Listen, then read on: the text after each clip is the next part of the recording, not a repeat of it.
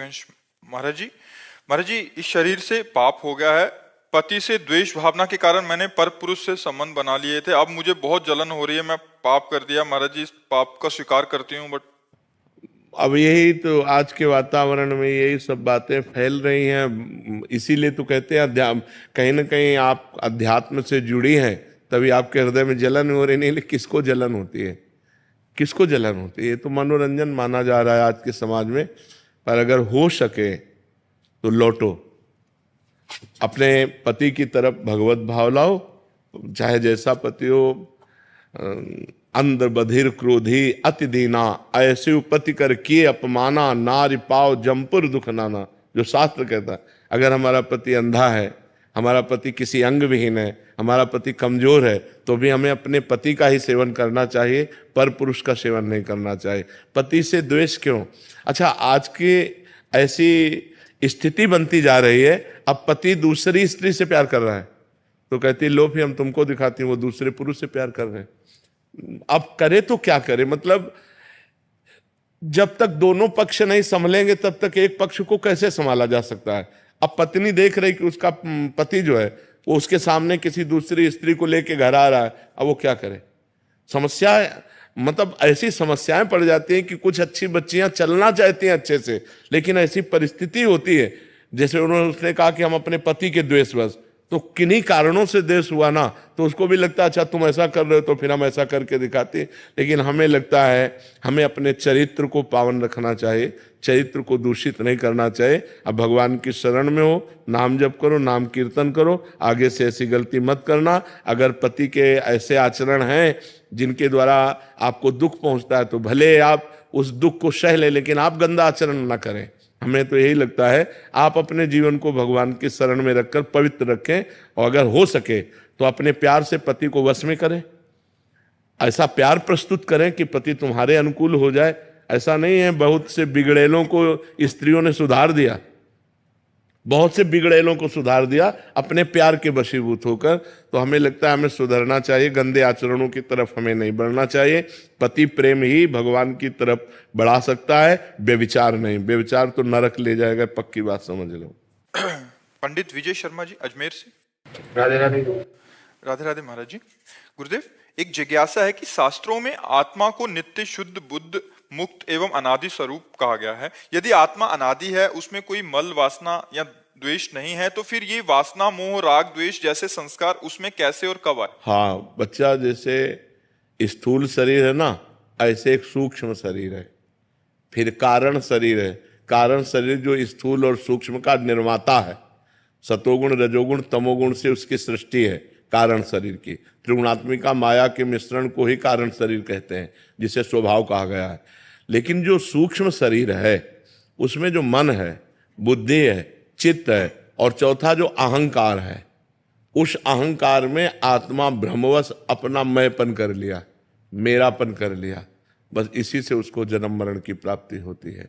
अब वो अहंकार विमूढ़ आत्मा करता हमिति मन्यते, यद्यपि वो निर्लेप है, निर्विकार है, अकर्ता है, फिर भी वो मैं करता हूं, मैं भोगता हूं, मैं देखता हूं, ये अंतःकरण के अहम धर्म से युक्त हो जाने के कारण, अंतःकरण में ममत्व हो जाने के कारण, अंतःकरण के अहम में मैं हो जाने के कारण उसको दुर्गति या सदगति भोगनी पड़ती है। उच्च लोकों में या अधोलोकों में जाना पड़ता है। पुण्य कर्म करता है तो उच्च लोकों में जाता है, पाप कर्म करता है तो अधोलोकों में जाता है, और ज्ञान प्राप्त हो जाता है, कर्ता हो जाता है तो अपने स्वरूप में स्थित हो जाता है।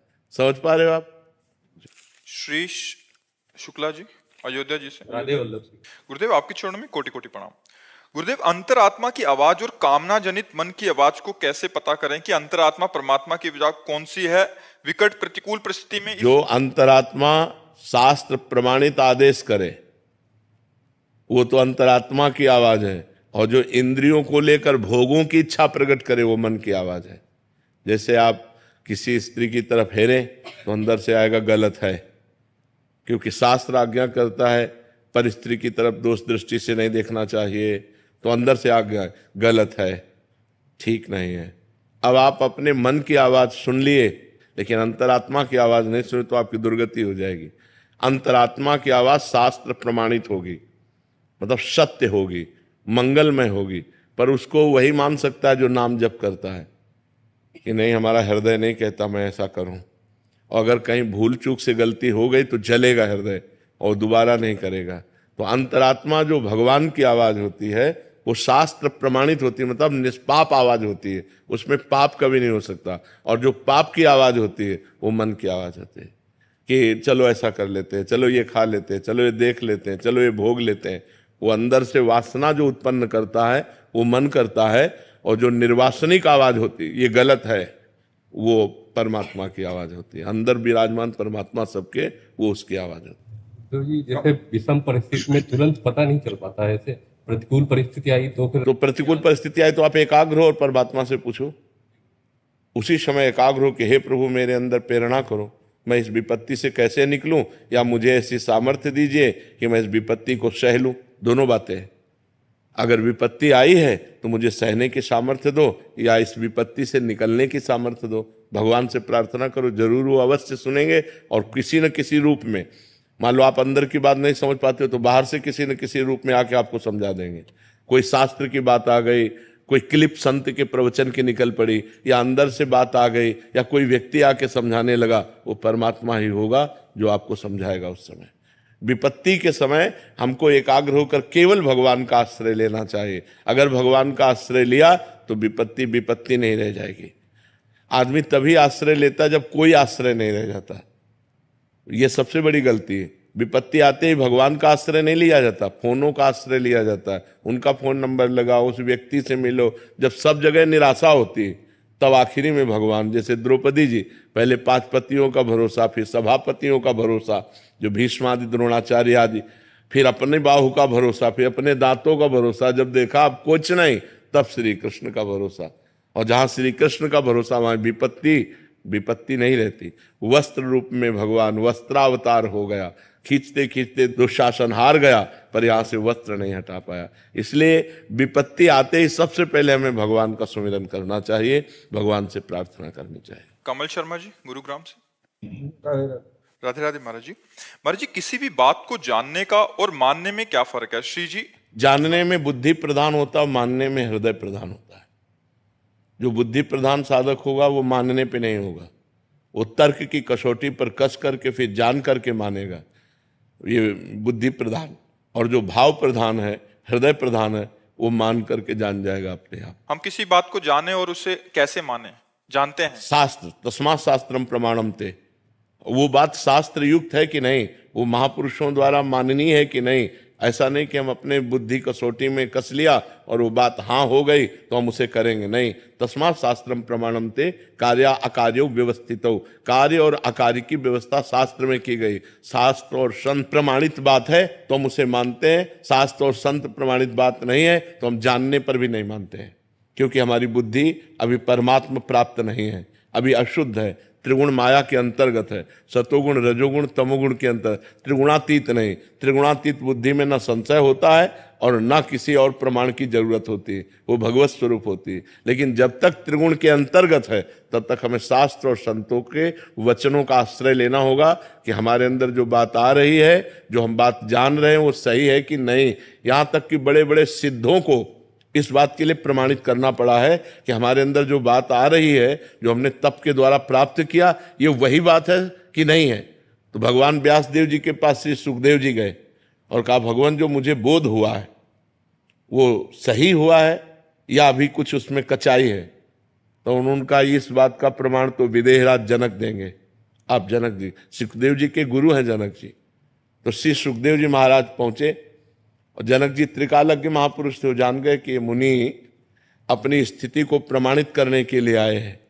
तो दरवाजे पर जे हुई तो रुकवा दिया।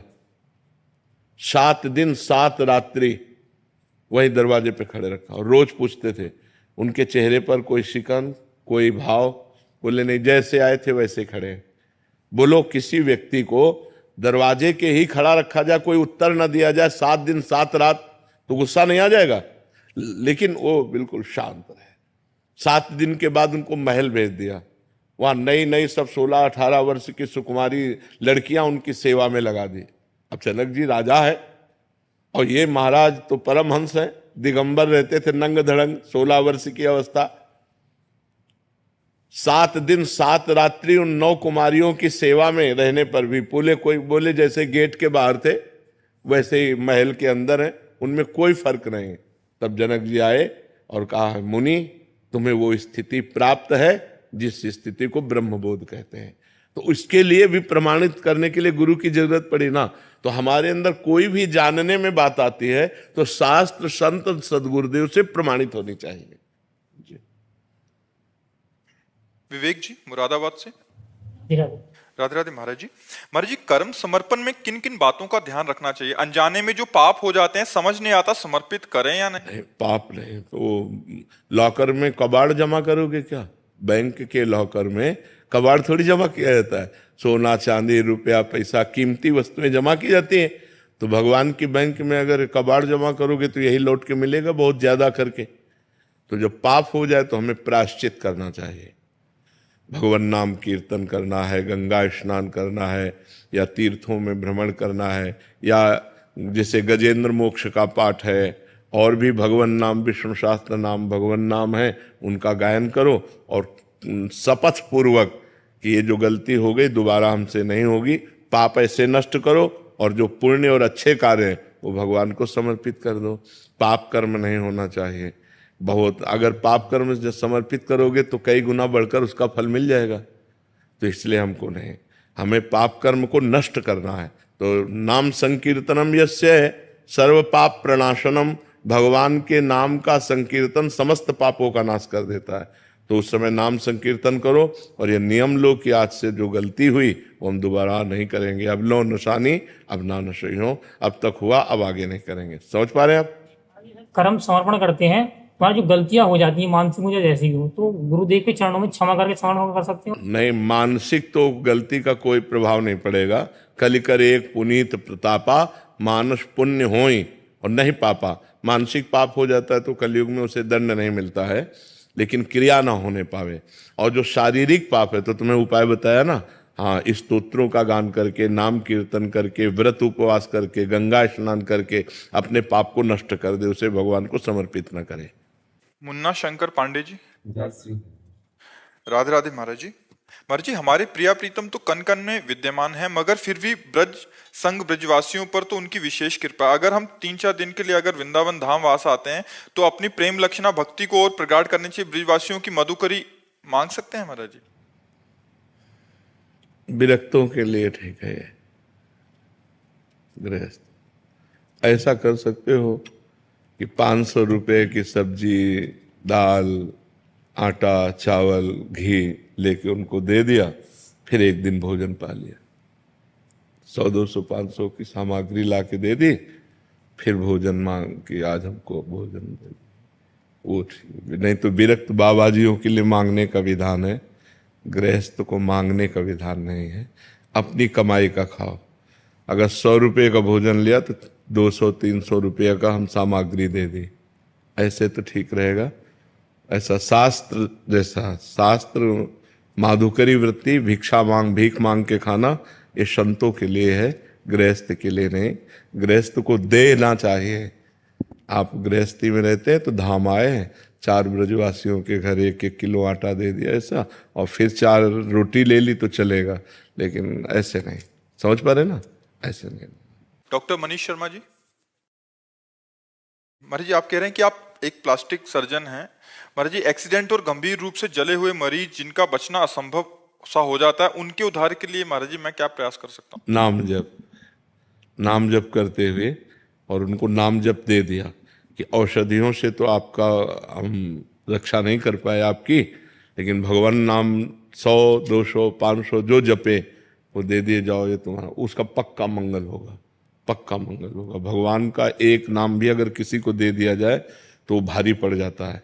एक नाम भी रजिस्टर में, मान लो उसने तो जपा नहीं लेकिन हमने ट्रांसफर कर दिया, जैसे हम पैसे ट्रांसफर कर सकते हैं किसी को भी, अगर हमारे सरकारी बैंक में पैसे हैं तो हम किसी को भी ट्रांसफर कर सकते हैं। ऐसे पुण्य है, नाम जप है, भगवत आराधना है, अनुष्ठान है, हम किसी को भी ट्रांसफर कर सकते हैं। तो जैसे किसी जीव को देखा तो जितनी देर आपके समीप है, राधा राधा राधा राधा राधा, और हे भगवान मैं इतना राधा नाम जो जपा 5 मिनट 10 मिनट इस जीव को देता हूं, तो वो पलट कर आपका मंगल करेगा आके। इसका भी तो कर्म, ये कर्म हुआ ना।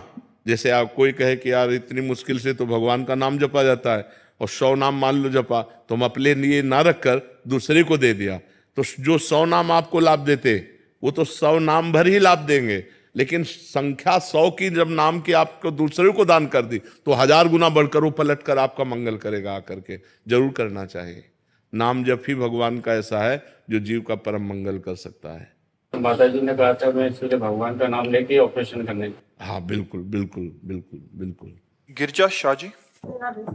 राधे राधे महाराज जी। महाराज जी, मेरा प्रश्न है कि जब लोग कामयाब होते हैं तो ईश्वर को धन्यवाद देते हैं, पर जब लोग नाकाम हो जाते हैं तो ईश्वर को दोष देते हैं, तो महाराज जी इसमें क्या ईश्वर जी का दोष? नहीं, न कामयाबी में और ना नाकामयाबी में, दोनों में ईश्वर की प्रधानता नहीं, कर्म की प्रधानता है। कर्म प्रधान विश्व रचि राखा, जो जस करे ताशु फल चाखा। यदि पूर्व में पुण्य प्रबल है आपका और इस समय आपका प्रयास है तो आप सफल हो जाएंगे, और पूर्व में पाप प्रबल है तो आप चाहे जितना प्रयास करें असफल हो जाएंगे। इसमें ईश्वर का इस कर्म प्रधान विश्व रचि राखा, जो जस करे ताज फल चाखा। कर्म की प्रधानता रखकर विश्व की रचना ईश्वर ने की है। अब आप जैसा कर्म करेंगे वैसा आपको भोगना पड़ेगा। अवश्य में भोक्तव्यम कृतम कर्म शुभाशुभम। पुण्य और पाप रूपी कर्म को अवश्य भोगना पड़ेगा। तो असफलता, विपत्ति, दुख, उद्विग्नता, चिंता, डिप्रेशन, ये सब पाप का फल है। और जब हमारे अंदर पुण्य का प्रभाव आता है तो सफलता, आनंद, सम्मान, ये सब प्राप्त होने लगता है। चिंता नष्ट हो जाती है, हर्ष होता है। तो हम अच्छे कर्म करें, बुरे कर्मों का त्याग करें। तो वर्तमान में जब हम अच्छे कर्म करेंगे तो पूर्व में जो पाप कर्म वो हमें भोगना पड़ेगा, अच्छे कर्म करते हुए भी। अब हमारा अच्छा कर्म चल रहा है, पूर्व का पाप कर्म चल रहा है, तो हमें दुख मिलेगा, लेकिन वो जब नष्ट हो जाएगा और ये कर्म लागू होगा तब हमें बड़ा सुख मिलेगा। तो इसलिए वर्तमान के दुख सुख को न देखते हुए हमें अच्छे आचरण करने चाहिए, हमें शास्त्र सम्मत पुण्य में धर्म में कार्य करना चाहिए। डॉक्टर नीलमणि शर्मा जी। राधे राधे महाराज जी, ध्यान करते वक्त भगवान के कौन से चित्र, अंग या लीला का ध्यान करें? ये तो अपने आसक्ति का विषय है कि हमें राम प्रिय है, श्याम प्रिय है, हमें भगवान का कौन सा रूप प्रिय है, तो अपनी प्रियता की बात। सब भगवान समान सामर्थ्य वाले हैं, एक ही भगवान तो सब रूप धारण किए हुए हैं, लेकिन ये अपनी प्रियता की बात है कि मुझे राम रूप प्रिय है, मुझे कृष्ण रूप प्रिय है, मुझे नरसिंह रूप प्रिय। जो रूप भगवान का प्रिय हो उसका ध्यान कीजिए। महाराज जी, मुझे जब भी आपके दर्शन वृंदावन धाम में आना हो तो मैं चोरी या झूठ बोल के मायके का बहाना लगाकर आती हूँ, तो क्या महाराज जी मेरा अपराध तो नहीं बनता? नहीं, इसमें अपराध तो नहीं, पर मुझे लगता है कोई घटना दुर्घटना हो जाए कभी मान लो, तो आपको सूचना किसी एक को तो दे देनी चाहिए कि आप छुपा कर रखना। पता होता है, हाँ बस ठीक है, फिर कोई बात नहीं। संपूर्ण घर को ना पता हो, अपने पति को पता हो तो काम चल जाएगा, या किसी एक को पता होना चाहिए कि उसको पता है कि आप वृंदावन गए हो, इतना पता होना चाहिए। ऐसे बिल्कुल पूरे घर को झूठा बता करके फिर ऐसा नहीं, उचित नहीं है। हाँ, पूरे घर को नहीं पता है, लेकिन एक परिवार को, अपने कम से कम जो हमारे पति हैं उनको पता होना चाहिए, उनकी अनुमति होनी चाहिए, नहीं तो फिर प्रेम संबंध में बाधा पड़ जाएगी ना। उनकी अनुमति से हो। हाँ बिल्कुल बिल्कुल, तो ठीक है, फिर कोई पाप नहीं जी। महाराज जी, इन्होंने अभी कुछ नियम लिए थे ब्रह्मचर्य रहने के लिए, पर महाराज जी वो कह रहे हैं कि जब तक भजन नहीं करोगे तब तक नियम में थोड़ी कसम थोड़ी चलेगी कि आज हम गंगा कसम खाएं, यमुना कसम खाएं और ब्रह्मचर्य से रह ले। नहीं, देखोगे गंदी रीलें मोबाइल में, गंदा संग करोगे, गंदा भोजन पाओगे तो कसम निर्वाह नहीं कर पाओगे। पवित्र भोजन, ब्रह्मचर्य एक भारी तपस्या है। वीर को रोकना कोई साधारण बात थोड़ी है। जब आप वीर को रोक लेंगे तो महावीर बन जाएंगे। महान बुद्धि, जितनी बुद्धि प्रवीण होती, बुद्धिमताम वरिष्ठम हनुमान जी को कहा गया, वैसे ही बुद्धि परम पवित्र तेजोमय हो जाती है जब वीर शक्ति को एकत्रित किया जाता है। शरीर भले ऐसे हो, संकल्प करे तो धरती फट जाए। बहुत ब्रह्मचर्य में बहुत बड़ी सामर्थ्य, बहुत बड़ी सामर्थ्य। आज लोग ब्रह्मचर्य निकालने में उतारू हैं, ब्रह्मचर्य रोकने के विषय को जानते ही नहीं कि ब्रह्मचर्य अच्छा, अब उसका अभ्यास बन गया।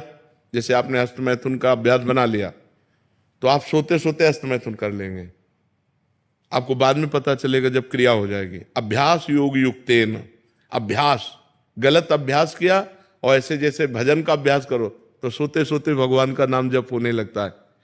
हम अच्छा अभ्यास करें तो सोते सोते होने लगे। सोवत हो रसना रटे राधा कृष्ण सुनाम, सो रहे हैं और नाम चल रहा है, क्योंकि अभ्यास किया।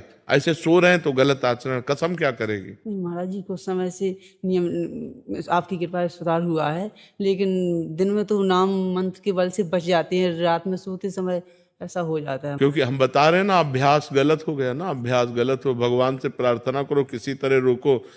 ये ऐसा वायरस है कि इसकी आज तक वैक्सीन नहीं बनी, और ऐसा वायरस है कि कोरोना से भी बढ़कर पूरा जीवन नष्ट कर देता है।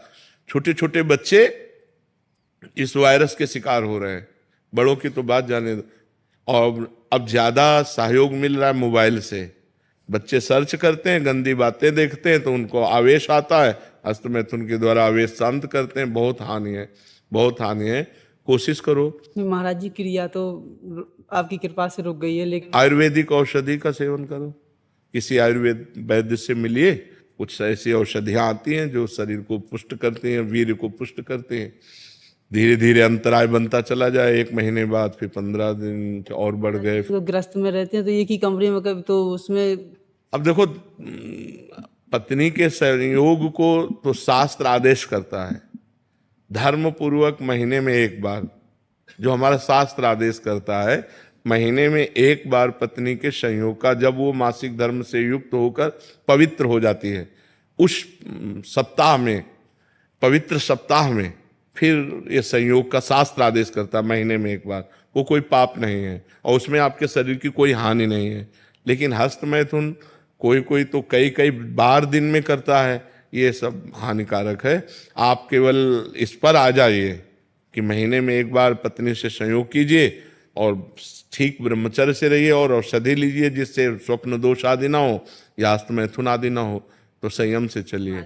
श्री हरिवंश महाराज जी आप कहते हैं कि माँ वंदनीय, पूजनीय और भगवान के समान है। महाराज जी, पिता के ना होने पर अगर माँ अपने बच्चों को छोड़कर अपने प्रेमी के संग चली जाए तो महाराज जी उसमें त्याग कर देना चाहिए, त्याग कर देना चाहिए। जाके प्रिय न राम वैदेही तजिए ताहि कोटि वैरी सम जद्यप परम सनेही।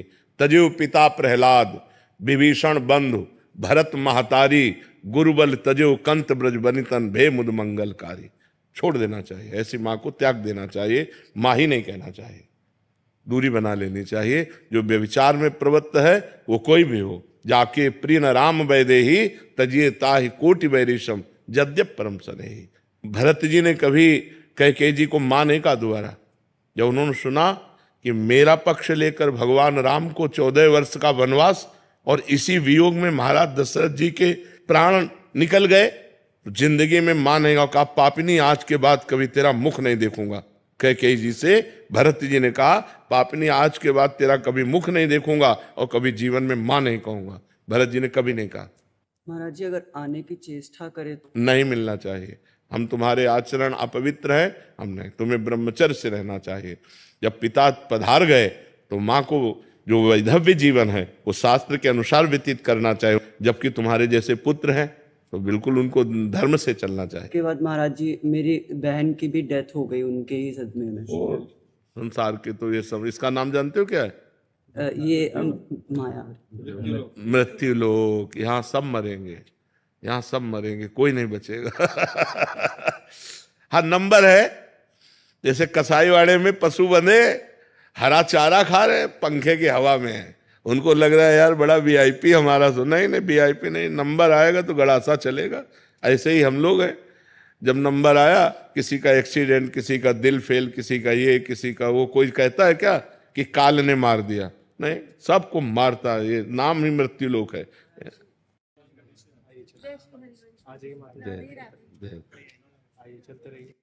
महाराज जी, हम बाबा हरिशंकर दास जी के शिष्य हैं। अच्छा, जी जी जी, वही हनुमानगढ़ी।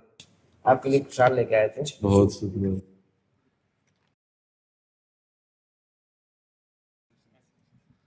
तो कुश्ती लड़ते हो? जी जी महाराज जी, पहलवान है। हाँ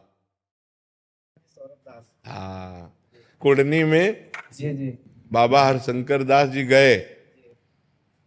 महाराज जी, आपको वीडियो हम सुने थे। हाँ, तो ऐसे ही पहले कपड़ा पहने साधारण ऐसे, तो जो ही उनके इनाम लगाया गया तो 5-7 पहलवान ऐसे गए। ऐसे मार उनको, और फिर उतार के ऐसे कपड़ा जब खड़े हुए तो बोले अयोध्या का शेर बाबा हरशंकर दास जी, उनके कोई जोड़ नहीं।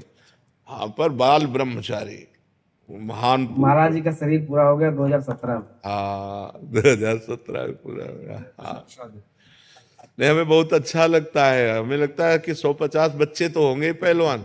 हनुमानगढ़ी में महाराज जी बहुत सारे बच्चे। हाँ, नहीं ठीक है, खूब मस्त रहो। ब्रह्मचर्य परम तप, ब्रह्मचर्य परम तप है। और ये इनाम जीतने के लिए नहीं है, ये भगवान को पाने के लिए है। हाँ, जहाँ जरूरत पड़े तो वहाँ एक कुश्ती, एक क्रीड़ा है, इस क्रीड़ा को भी प्रस्तुत करे, नहीं तो आजीवन ब्रह्मचर्य रहकर भगवान को प्राप्त करे। ब्रह्मचर्य परमो तपा, ब्रह्मचर्य परम तप है। बौद्धिक स्तर, शारीरिक स्तर सब बढ़ जाता है। जिसका वीर स्थगित होता है ना, उसका सब बढ़ जाता है, उसी का प्रकाश होता है। देखो, भगवान परशुराम जी ने 21 बार बड़े बड़े क्षत्रियों को, हजार हजार भुजा वाले थे शास्त्राबाहु अर्जुन, काट के फेंक दिया। 2 भुजा वाले परशुराम जी ने 1000 भुजा वाले को काट के, ब्रह्मचर्य परमो तपा। ब्रह्मचर्य हनुमान जी, जय गिर चरण देई हनुमंता, चले सुगा पाताल तुरंता। तो हम भी तो भगवान के अंश हैं।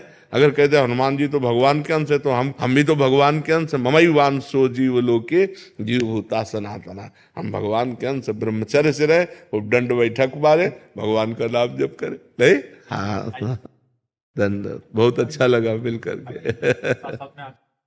सबरे तीर्थन को दामन को फल पुराण पढ़वे थे मिल जाए, तो क्या तीर्थन में घूमो जरूरी है? बहुत जरूरी है। हाँ, अगर हलवा की प्रक्रिया पढ़ने से पेट भर जाए तो हलवा बनाने के खाने की जरूरत क्या है? हलवा की बनाने की प्रक्रिया पढ़ने को मिल जाए, सम्यक रूप से आपको कंठस्थ हो जाए, तो क्या स्वाद मिल गया कि स्वास्थ्य बढ़ जाएगा कि पेट भर जाएगा? तीनों नहीं होंगे। बात समझ में? तो पुराण पढ़ने से पुण्य होगा, लेकिन लाभ जो प्राप्त होना है वो धाम और गिरिराज जी की, जब गिरिराज जी की महिमा सुनी तो कान पवित्र हो गए, लेकिन जब गिरिराज जी आओगे तो तुम पवित्र हो जाओगे। हाँ, रज में लौटोगे। भगवान शंकर स्वयं इस धाम में आए हैं, जो पुराण प्रवक्ता हैं वो स्वयं इस धाम में। अगर पुराणों से ही केवल काम चल जाता पढ़ने सुनने से, तो फिर ये लाभ क्यों लेते? फिर बाबा शंकर जी ने जवाब दिया था कि राम कृष्ण, जी, उन्होंने कहा था कि राम और कृष्ण दोनों पुराण ही हैं। देखो, शब्द ब्रह्म है, जो शास्त्र हैं वो शब्द ब्रह्म है, लेकिन परब्रह्म जिनकी श्वासों से शब्द ब्रह्म निकला है, अगर उनकी ये लीला भूमि है, यहाँ घुटने टेके बिना वो लाभ नहीं मिलेगा। अच्छा, गिरिराज जी की महिमा सुन ली बाहर से, लेकिन आके गिरिराज जी की तलहटे में लोटो, फिर बताओ दोनों, अपने आप दोनों बताओ कि आपको कैसा फर्क पड़ेगा।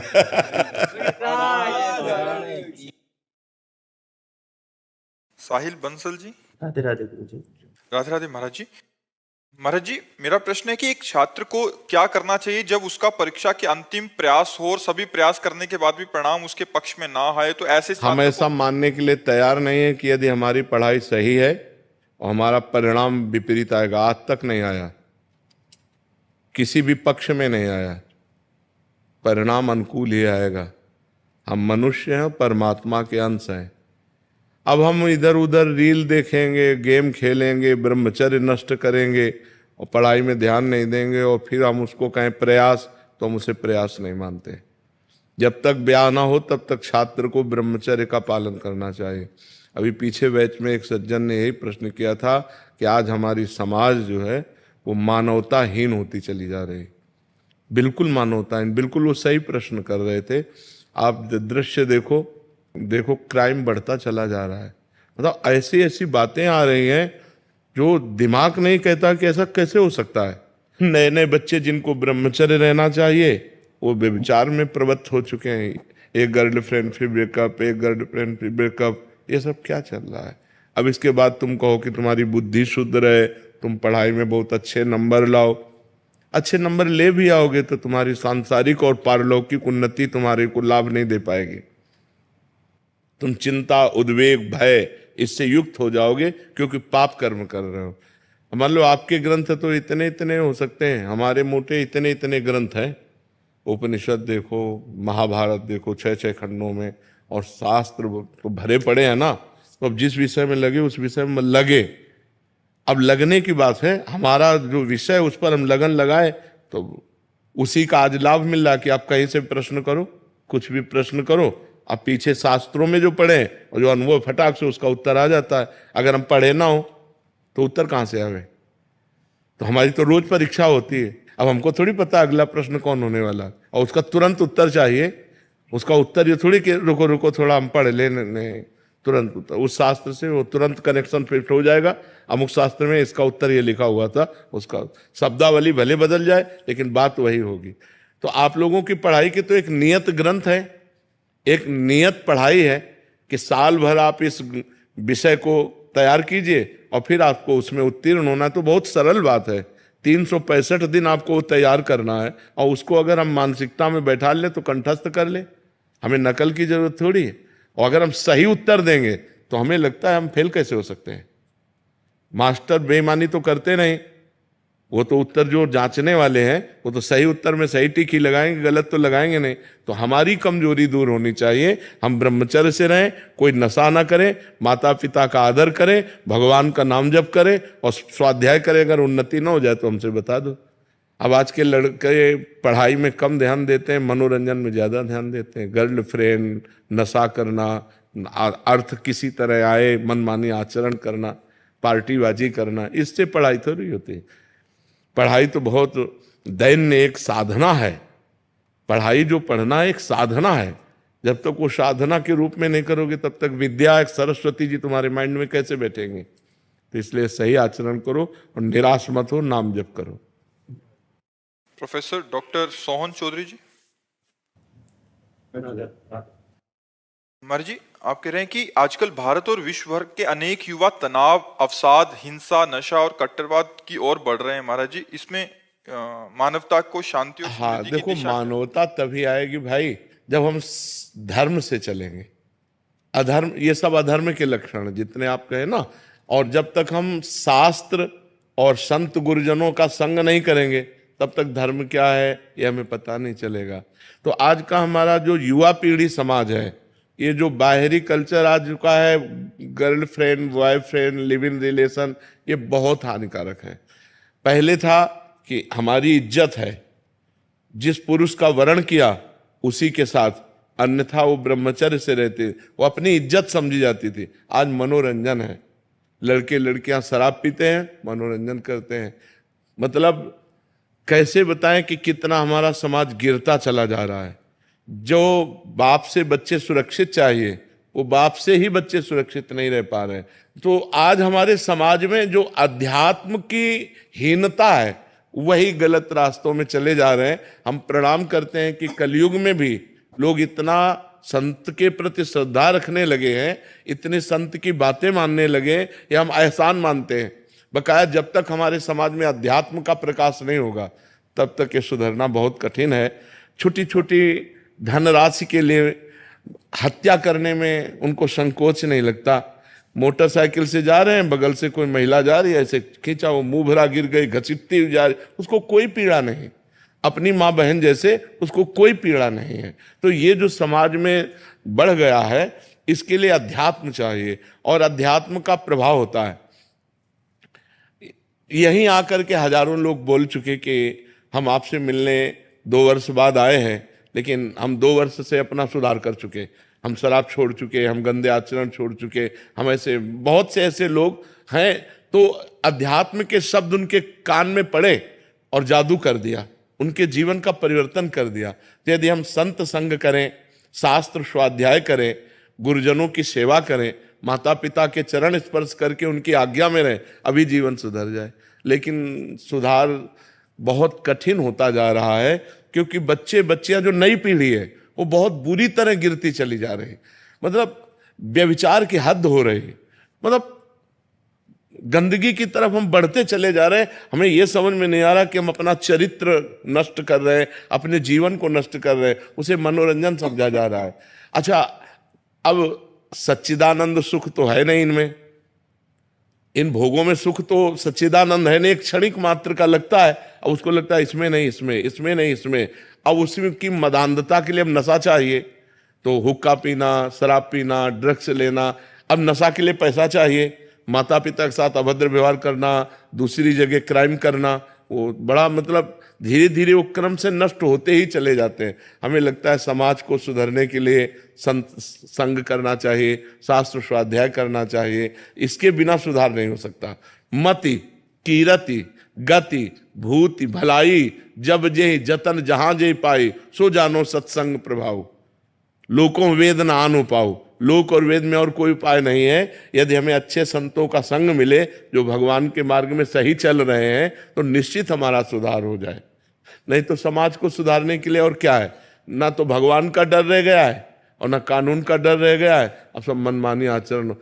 मतलब तो कम से कम बच्चा है, इतनी दया नहीं रह गई कि उसको एक पॉलीथीन में बंद करके आपने डाल दिया। मतलब क्या समाज हो रहा है हमारा, मतलब कहां स्थिति पहुंच रही है, जहां हम किसी पशु पक्षी को कष्ट में नहीं देख सकते थे, वहां हम बच्चों को ऐसे। मां को गर्भ में पता चला बेटी है, बोले साफ कर दो, हत्या करवा। कैसे हृदय हो रहे हैं हमारे माताओं के, कैसे हृदय हो रहे हैं हमारे समाज के। मानवता मतलब तो छू नहीं जा रही, राक्षसीपन बढ़ता चला जा रहा है। इसलिए आपका प्रश्न बहुत आदरणीय है और समाज को सुधरने के लिए सत्संग और शास्त्रों का स्वाध्याय करना चाहिए। सत्संग से ज्यादा लाभ मिलता है। शास्त्र में तो जो आप पकड़ पाए सो पकड़ पाए, सत्संग में गुड़ गुड़ बातें संत जन अनुभव करके और वो आपको देते हैं, बिल्कुल छना छनाया पका पकाया एकदम मिलता है, खा लो तुम्हारा कल्याण हो जाए। जयप्रकाश जी। राधे राधे प्रभु। राधे राधे महाराज जी। महाराज जी, आप कह रहे हैं कि विवाह और नौकरी से पूर्व प्रभु की नगरी से जुड़ा था, जीवन में कृष्ण भक्ति थी, बट जैसे से नौकरी और आगे बढ़ता गया सब छूटता गया। महाराज जी, एक बार अभी बड़ी हिम्मत करके कुंभ में गया, कुंभ में एकांतिक वार्तालाप का किसी ने वीडियो दिखाया, तो मतलब एक कृपा का अनुभव। हाँ, छूटना नहीं चाहिए। अभी मतलब ये नौकरी मुकाम हासिल करने की इच्छाएं, ये सब हाँ, चलो बाधा कर चलो रही हैं। चलो चलो, कोई बाधा नहीं। राधा राधा राधा राधा, हम आखिरी लक्ष्य तक पहुंचने की कोशिश करेंगे। जिस डिपार्टमेंट में है, जिस कार्य प्रणाली में है, जिस व्यापार में है, हमें उन्नति प्राप्त करनी है, हमें रुकना थोड़ी है। ये कोई बाधा नहीं, कोई बाधा नहीं। संसार की हर क्रिया को हम भगवान की पूजा बना लें, नाम जप करें, गंदा उसमें जो दोष है वो न करें। जैसे आप कोई अधिकारी हो, किसी डिपार्टमेंट में हो, आप घूस मत लो, आप अधर्म का पैसा मत लो, आप धर्म से चलो। जो आपको सरकारी फीस मिलती है उससे परिवार का पोषण करो और दोषियों को दंड दो, निर्दोष को बख्श दो। अपने आप आनंद आने लगेगा, अपने आप आपकी धर्ममयी पूजा होने लगे। व्यापारी हो, ईमानदारी से तौल सही रखो, अपने व्यापार में मुनाफा सही रखो और सही माल दो, तो आपका व्यापार भगवत पूजा बन गई। किसानी हो, ईमानदारी से अपने कार्य, जो जहां है। भक्ति कार्य नहीं रोकती, कार्य का परिवर्तन नहीं करती, भक्ति भाव का परिवर्तन कर देती है। भक्ति जो जहां है वहीं सही कार्य करने के लिए करे। अध्यात्म, भगवान अर्जुन को अध्यात्म में अपने गीता जी बहुत बड़ा ग्रंथ है, अर्जुन को क्या उपदेश किया? वो तो कह रहे हम सन्यासी बन जाएंगे, तो भगवान ने मना कर दिया, नहीं आपको युद्ध करना और राज करना है। कितना बड़ा खतरनाक काम युद्ध है, मरना मारना और विजय प्राप्त करके राज्य करना है। तो हमें लगता है कि हम लोग जो त्रुटि कर रहे हैं उनको दूर कर देना चाहिए और नाम जप करते हुए व्यापार है, नौकरी है, किसानी है, जो जहां है वो उसे खूब अच्छे ढंग से करे और उस कर्म को भगवान को समर्पित कर दे। भक्ति हो गई, इसी से भगवान प्रसन्न हो जाएंगे। ठीक है ना?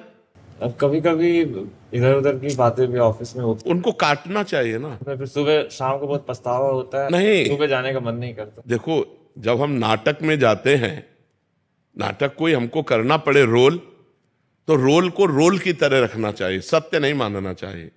अगर वो नाटक में थोड़ी देर के लिए स्त्री बना तो जानता मैं स्त्री नहीं हूं, मैं पुरुष हूं। ऐसे ऑफिस में हम बैठे तो मुझे पता है ये अर्थोपार्जन के लिए मैं सेवा कर रहा हूं, लेकिन इससे हमारा कोई संबंध नहीं। लेकिन हमारा उद्देश्य अंदर अंदर चल, राधा राधा, ये सब मिथ्या है, ये सब नाटक है माया का, राधा राधा। लेकिन हम किसी से कह नहीं रहे, बाहर से हम भी वैसी बात कर रहे हैं। ऐसे चतुरता पूर्वक भक्ति की जाती है। उसको सत्य मान रहे हो इसीलिए विक्षेप पड़ रहा है। सत्य न मानो तो कोई विक्षेप नहीं पड़ेगा। जैसे हम आपसे बात कर रहे हैं, हमें आपकी सेवा दी है भगवान ने कि हम आपसे प्रश्न उत्तर करें, आप तो हमें कोई विक्षेप नहीं पड़ रहा, नहीं तो हमें बहुत परेशानी हो जाए। हम अपने भजन को छोड़कर तुमसे बात कर रहे हैं, क्यों? पर हमें सेवा दी है, तो सेवा संसार की दी तो हम कर रहे हैं। तो हमें इसलिए प्रसन्नता है, हमें आपसे कोई मतलब नहीं, मैं अपने मालिक की आज्ञा का पालन कर रहा हूं, मेरे भगवान की इच्छा है कि ये हो, इसलिए होना। तो ऐसे ही हर कार्य अगर हम भगवान की इच्छा के लिए, भगवान, ये सृष्टि भगवान की है, सब सृष्टि भगवत स्वरूप है, अगर हर कार्य को हम भगवान के लिए करें तो बड़ा आनंद रहेगा, बड़ी प्रसन्नता रहेगी। दीपक जी। महाराज जी, मेरा प्रारब्ध मेरे आज के निजी संबंधों को बहुत हानि पहुंचा रहे हैं, जबकि पिछले कुछ वर्षों से मैं सदमार्ग पर हूं। महाराज जी, ऐसे में लेकिन पुरानी खेती को क्या करोगे, ये तो नई खेती है। आप जो अच्छे आचरण कर रहे हो ये अभी कर रहे हो, लेकिन जब शरीर बनाया गया था तो उस समय जो प्रारब्ध बनाया गया कि इतने वर्ष में ये होगा, इतने वर्ष में, पूरे जीवन का बना हुआ है, सुख और दुख ये दोनों बने हुए हैं। अब आज जो हम कर रहे हैं क्रियमाण है, जो हमारी गोदाम जमा उसे संचित कहते हैं, उस गोदाम से जो निकाल कर शरीर की रचना की गई उसे प्रारब्ध कहते हैं। प्रारब्ध अगर हमारा पाप का जोर करे तो वो ये करेगा, विपत्ति पैदा करेगा, असफलता पैदा करेगा, हार पैदा कर देगा, जिससे हमारा काम बनना चाहिए उसको अलग कर देगा, ये प्रारब्ध करेगा। अगर पुण्य जोरदार है तो जहाँ काम बिगड़ रहा होता है वहाँ बन जाएगा, जहाँ हार होनी होती है वहाँ विजय हो जाती है, जहाँ असफलता होनी होती है वहाँ सफलता हो जाती है। तो अब ये तो पूर्व में हो गया, अब उसके लिए तो कुछ नहीं किया जा सकता। अब वर्तमान में भजन करो, जिससे भारी से भारी विपत्ति को भी सह करके आप आगे निकल जाओ। विपत्ति को मिटा पाना बहुत कठिन है। पारिवारिक कष्ट महाराज जी, हाँ वो तो भोगना पड़ेगा, अवश्य में भोक्तव्यम कृतम कर्म शुभाशुभम, वो तो भोगना पड़ेगा, जो पर पाप कर्म किए वो तो भोगना पड़ेगा, अब उसको सहना पड़ेगा। जैसे आप कोई आपको कहे कि आप ये करवा लो, आप वो करवा लो, नाम जप करो, भगवान का नाम जप करो, भगवान ही मिटा सकते हैं, भगवान ही सुख प्रदान कर सकते हैं, दूसरा कोई नहीं कर सकता, इसलिए खूब नाम जप करो। सौरभ गोयल जी। राधे राधे श्री महाराज जी, इनका ये कहना है कि हमने जिस जन्म में वो कर्म या पाप कर्म किए हैं उसी जन्म में हमें क्यों नहीं भोगने को मिले, अगले जन्म में काय छूट। आज कोई केस हो जाए तो 10-10 वर्ष लगता है मुकदमा चलने में, नहीं, फिर इसके बाद पता चलेगा कि आजीवन कारावास, फिर उसके ऊपर जुर्माना भी। तो ऐसी एक गलती की सजा ये है। हमने लाखों गलतियां की हैं जो पिछले जन्मों में और इस जन्म में भी, जिसकी कोई सजा नहीं मिली, तो वो कर्म तो है ही, वो तो भोगना ही पड़ेगा।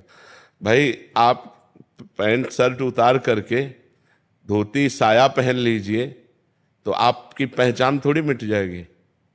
पहचानने वाला तो पहचान नहीं रहा कि केवल वेश बदल लिया, स्त्री का कर लिया है, ये वही है, जिसने कत्ल किया था वही है। तो भगवान तो पहचानते हैं ना कि आप वही हो, इस समय मनुष्य शरीर में हो, पीछे क्या थे उनको तो पहचान है ना, इसीलिए पूरा जीवन दंड भोगना पड़ता है। इसलिए बहुत होश में काम करना चाहिए। जो पकड़ पकड़ के मुर्गे की टांगे खा रहे हैं ना, जब इनकी टांगे जलेंगी तब इनको पता चलेगा।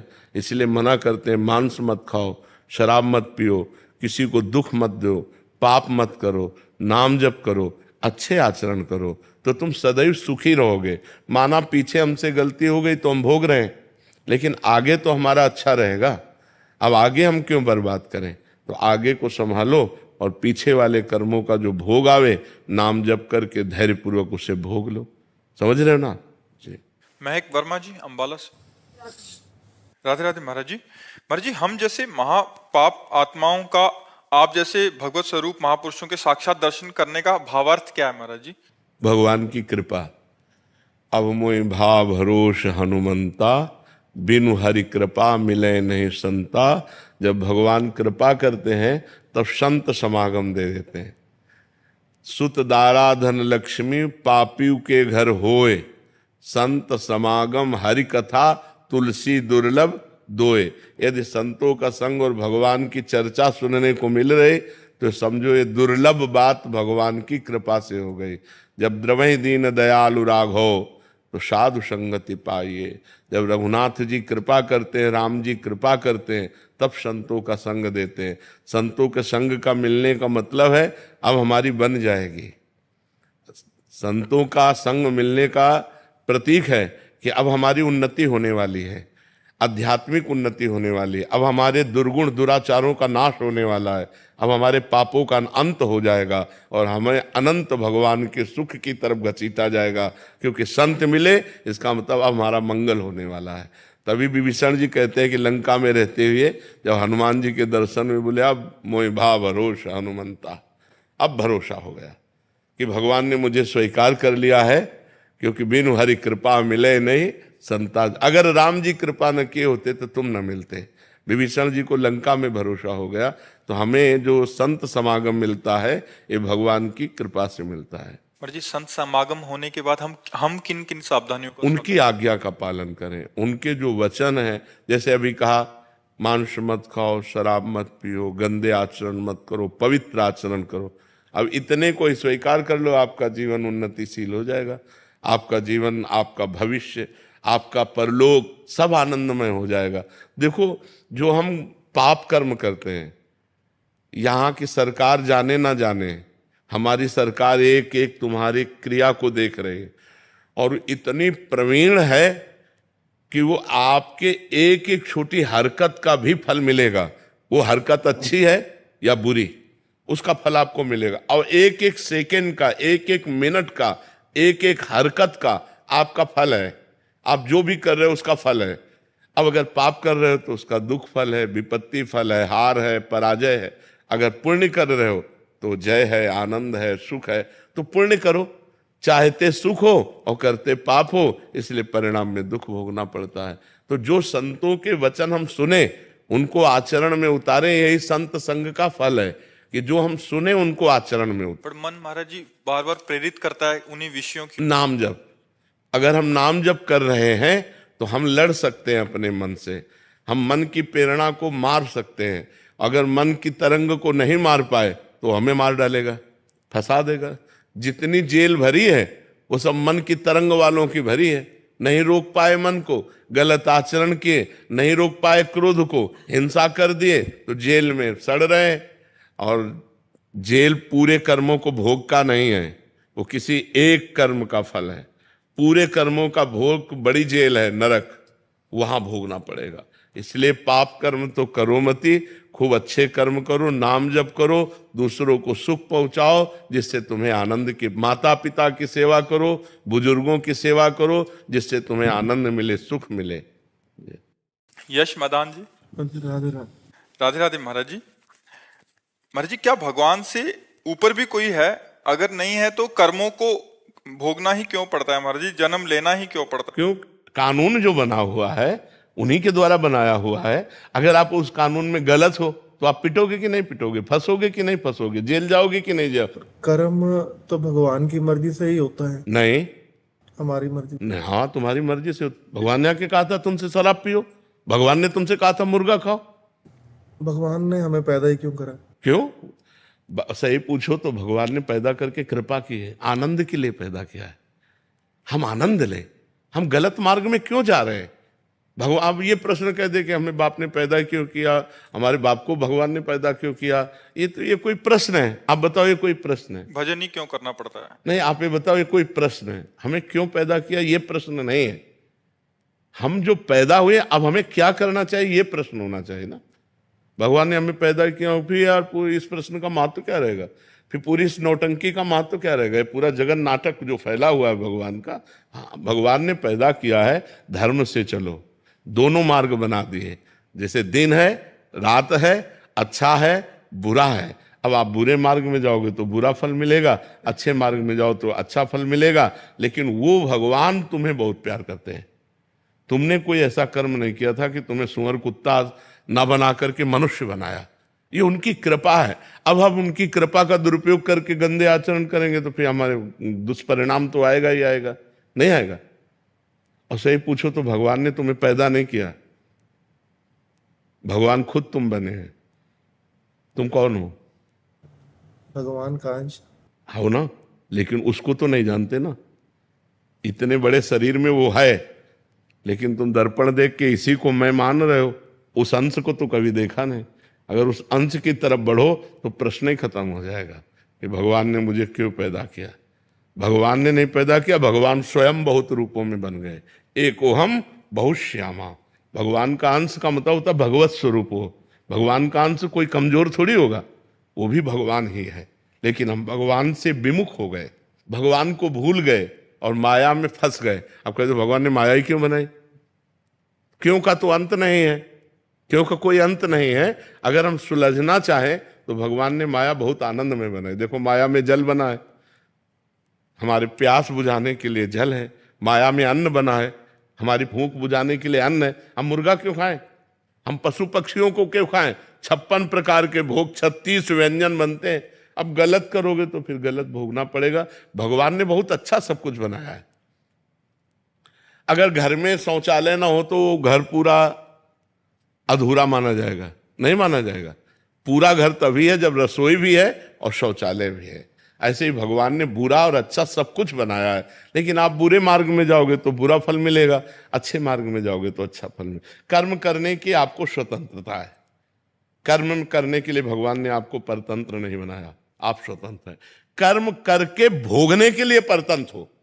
यदि आपने पाप कर्म किया तो अब ना चाहो तो भी भोगना पड़ेगा।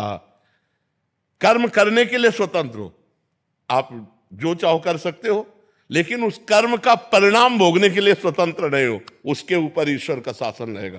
तुमने ये गलत किया तो उसको तुम्हें भोगना पड़ेगा। आप संसार में देखो, स्वतंत्र हो कि नहीं, जो चाहो कर सकते हो, लेकिन जो कर दिया अब उसका परिणाम तुम्हें भोगना। तुमने क्यों छेड़ा? अब छेड़ा तो उसका परिणाम तुम्हें भोगना पड़ेगा। तो इसलिए हम कर्म सावधानी पूर्वक करें, ये चिंता न करें कि भगवान ने हमें क्यों जन्म दिया। भगवान ने हमें जन्म दिया है आनंद के लिए।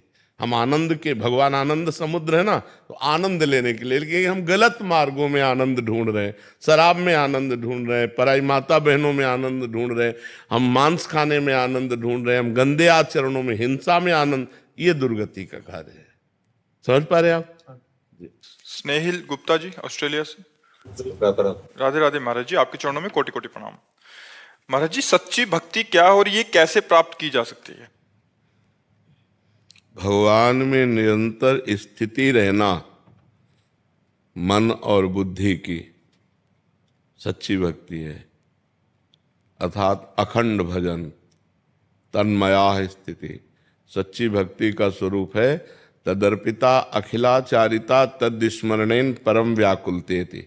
समस्त आचरण भगवान के अनुकूल हो और भगवान का तनिक विस्मरण होने पर ऐसी व्याकुलता हो जैसे मछली को पानी से अलग कर दे तो वो तड़पने लगती है।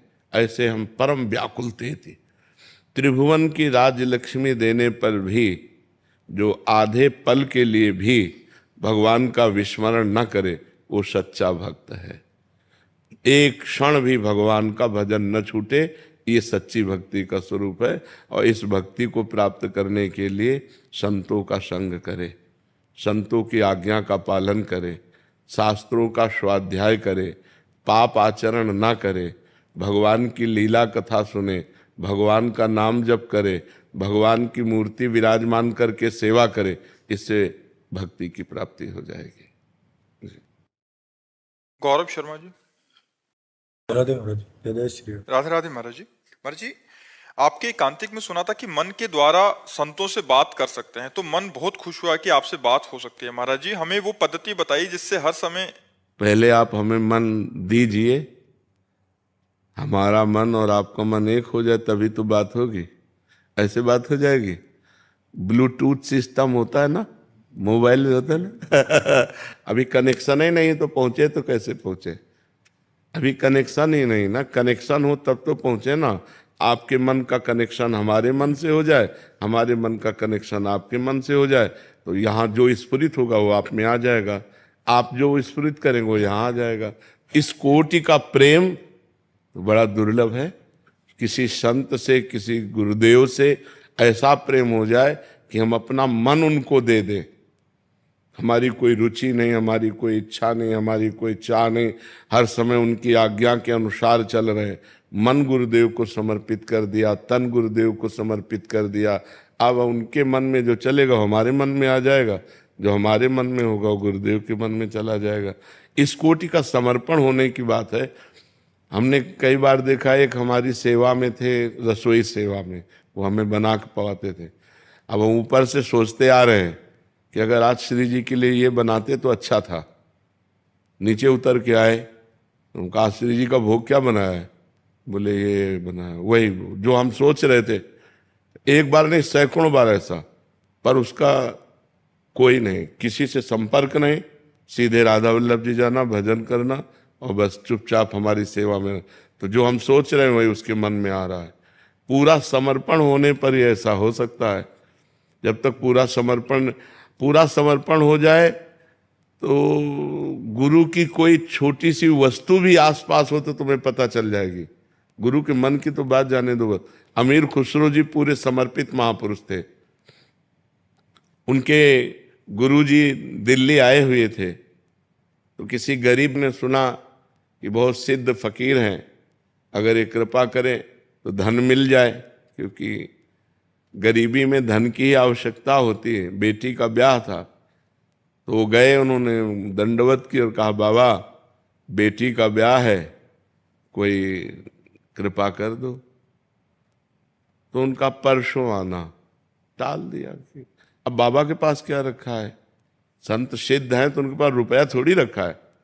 परसों फिर आए, बाबा वो बेटी का ब्याह है, आपने कहा था परसों आना। तो उनका ले जा, हमारी पादुका ले जा।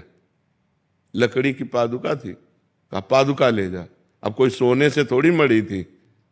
अब उसने विचार किया मुझे तो धन चाहिए था, बाबा ने पादुका दे दिया, पादुका से क्या होगा, पर संत ने दिया है, कहा ले जा पादुका, अपने घर ले जा। तो अब माथे पे रख लिया और लिए जा रहे थे। 13 ऊंटों में असरफियां आदि लिए हुए अमीर खुसरो जी रत्नों के व्यापारी थे, वो आ रहे थे। उनका हमारे गुरुदेव की कोई वस्तु है आसपास। अब जो निकले बस वो ऐसे, जो वो खुला पादुका माथे पे रख, उनका ये कहाँ से पादुका लाए? तो बोले बाबा ने, गुरुदेव ने पादुका दी, मुझे दोगे? तो उनका मुझे पादुका की जरूरत थोड़ी थी, मुझे तो रुपए की जरूरत थी, बेटी का ब्याह था। बोले 13 ऊंटों में सरफियां लदी हुई हैं, ले जाओ, नौकरों सहित ले जाओ, हमें पादुका दे दो। अरे उन्होंने तुरंत पादुका दी, पादुका सर पे रखा, लौट के वो गए और कहा गुरुदेव पादुका वापस ले आया। बोले कितने की? बोले 13 ऊंटों की असरफियों से। तो उनका सस्ता सौदा किया। तो गुरुदेव की पादुका की गंध आ रही थी अमीर खुसरो की। मेरे गुरुदेव की, मेरे मालिक की कोई वस्तु है। तो जब हमारा चित्त ऐसा समर्पित हो तब हम संत के मन की बात जान सकते हैं, ऐसे थोड़ी जान सकते हैं। स्वप्न में क्या कभी आप उत्तर देते हुए प्रतीत होते हैं? बिल्कुल बिल्कुल ऐसा लगता है हम प्रश्न कर रहे हैं, आप उत्तर। हाँ जी। राजकुमार सक्सेना जी, नोएडा से। राधे राधे महाराज जी। महाराज जी, मोक्ष प्राप्ति हेतु की गई भगवत साधना या नाम जप सही है या बिना किसी इच्छा के निस्वार्थ पूजा? महाराज जी कह रहे हैं कि मोक्ष प्राप्ति का कामना है और फिर हम भगवत साधना या नाम जप कर रहे हैं, ये सही है या बिना किसी स्वार्थ के की गई निस्वार्थ पूजा? मतलब में कुछ नहीं चाहिए, बस हम पूजा कर रहे हैं। वैसे सर्वश्रेष्ठ बात तो ये है कि कुछ नहीं चाहिए, ये बात भगवत दर्शन। हाँ, कुछ ना चाहे, भगवत दर्शन भी नहीं, मोक्ष भी नहीं, हम एक भी मिनट भजन नहीं छोड़ेंगे, बस ये बात पकड़ ले। हम निस्वार्थ समाज की जो सेवा मिलेगी करेंगे और डट के भजन करेंगे तो मोक्ष भी मिल जाएगा, भगवान भी मिल जाएंगे और कोई चिंता भी नहीं रहेगी। प्रभु मन से जाप करते हैं तो तारतम्य नहीं रहता, वो टूट जाता है। अब तारतम्य तो बनाना पड़ेगा, इसके लिए प्रयास करना पड़ेगा। हाँ, सतोगुणी भोजन करना पड़ेगा, गलत लोगों का संग त्यागना पड़ेगा, टीवी समाचार छोड़ना पड़ेगा, क्योंकि चिंतन में हमारे और कुछ ना आवे, केवल भगवान का चले। अब तो वृद्धावस्था की तरफ जा रहे हैं तो खूब नाम जप कीजिए, और जब मन से ना चले तो जबान से चलाइए, राधा राधा राधा राधा राधा राधा। कभी मन से कभी जबान से बार बार हम उसको करते रहें तो हमारा हृदय पवित्र हो जाएगा। जहाँ हमारे हृदय की कलुषमा, कामना ये सब नष्ट हुई तो एक तार भजन चालू हो जाएगा। एक तार भजन चलना ही भगवत प्राप्ति है, अखंड भजन चलना ही भगवत प्राप्ति। भगवत प्राप्ति की चिंता न करे, चिंता भजन की करे कि हमारा भजन न छूटने पावे। सुमित जी, छत्तीसगढ़ से। महाराज जी राधे राधे। महाराज जी, आप हम युवाओं में एक अलग सी ऊर्जा प्रदान करते हो जो हमको एक शक्ति देती है किसी भी चीजों का सामना करने का। महाराज जी बड़ी कृपा आपकी। अध्यात्म में बल होता है, वही अध्यात्म बल हम आपके हृदय में जागरण करना चाहते हैं। जैसे हमें जीने के लिए श्वासों की जरूरत है, ऐसे हमें जीवन बिताने के लिए अध्यात्म की जरूरत है। अगर हमारा अध्यात्म पुष्ट ना हुआ तो जरा सी गलती हमें जेल पहुंचा देगी, जरा सी गलती हमारी निंदा करवा देगी, जरा सी गलती हमारी जान को ले लेगी। अब ऐसी क्रियाएं हैं, गलत क्रियाएं हो जाती तो सब गड़बड़ हो जाता है। और अध्यात्म है तो हम अपनी बुद्धि को पवित्र कर रहे हैं, हम अपने मन को शासन में ले रहे हैं, हम सच्चे मार्ग के पथिक बन रहे हैं। गंदे आचरण, गंदा भोजन, गंदी बातें ये हमारे जीवन को नाश करने वाली हैं। अच्छा भोजन, अच्छी बातें, अच्छे आचरण ये हमारे जीवन को उन्नति प्रदान करने वाली हैं। नौजवान जब गलत मार्ग में पहुंच जाते हैं तो फिर बुद्धि ओवर थिंकिंग में पहुंचती है, भूत भविष्य के चिंतन में इतना लगा देती है कि वो परेशान हो जाता है, जिसे कहते हैं डिप्रेशन। और जब ज़्यादा परेशानी होती है तो उस परेशानी से मुक्त होने के लिए औषधियाँ लेता है। जब उससे भी उसको शांति नहीं मिलती तो सुसाइड करने की सोच लेता है। इसलिए अध्यात्म है, सही दवा अध्यात्म है कि हम अच्छे विचारवान बने, हम गलत आचरणों को त्यागें। और ये सामर्थ्य आएगी नाम जप से। जितना नाम जप करेंगे उतना ही अच्छे आचरण वाले बनेंगे, उतना ही बुरे आचरणों का त्याग होगा और उतना ही आप आनंदित रहेंगे। मनुष्य जीवन आनंद प्राप्ति के लिए है, भगवत प्राप्ति के लिए है, दुर्गुण दुराचारों का त्याग करने के लिए है। लेकिन ये बात तभी समझी जा सकती जब हम सत्संग सुने, जब हम एकांतिक सुने, सत्संग सुने तो हमारी बुद्धि पवित्र होगी। हमारी पवित्र बुद्धि गंदे मन पर शासन करेगी, फिर गंदा आचरण छूटेगा और हम आनंदित हो जाएंगे।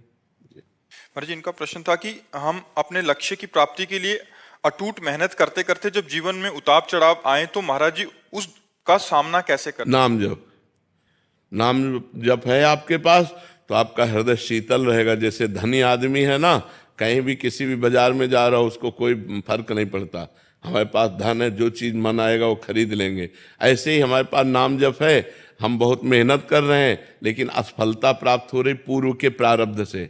कोई बात नहीं, एक जगह असफल होंगे तो एक जगह भगवान सफल करा देंगे। हमें भरोसा रहता है भगवान का, इसलिए हम हारते नहीं हैं। तो नाम जप करते हुए भगवान का दृढ़ भरोसा रखने वाला बड़ी से बड़ी विपत्ति, बड़े से बड़े संकट को पार कर सकता है। इसलिए अध्यात्म को पकड़ो, नाम जप पकड़ो।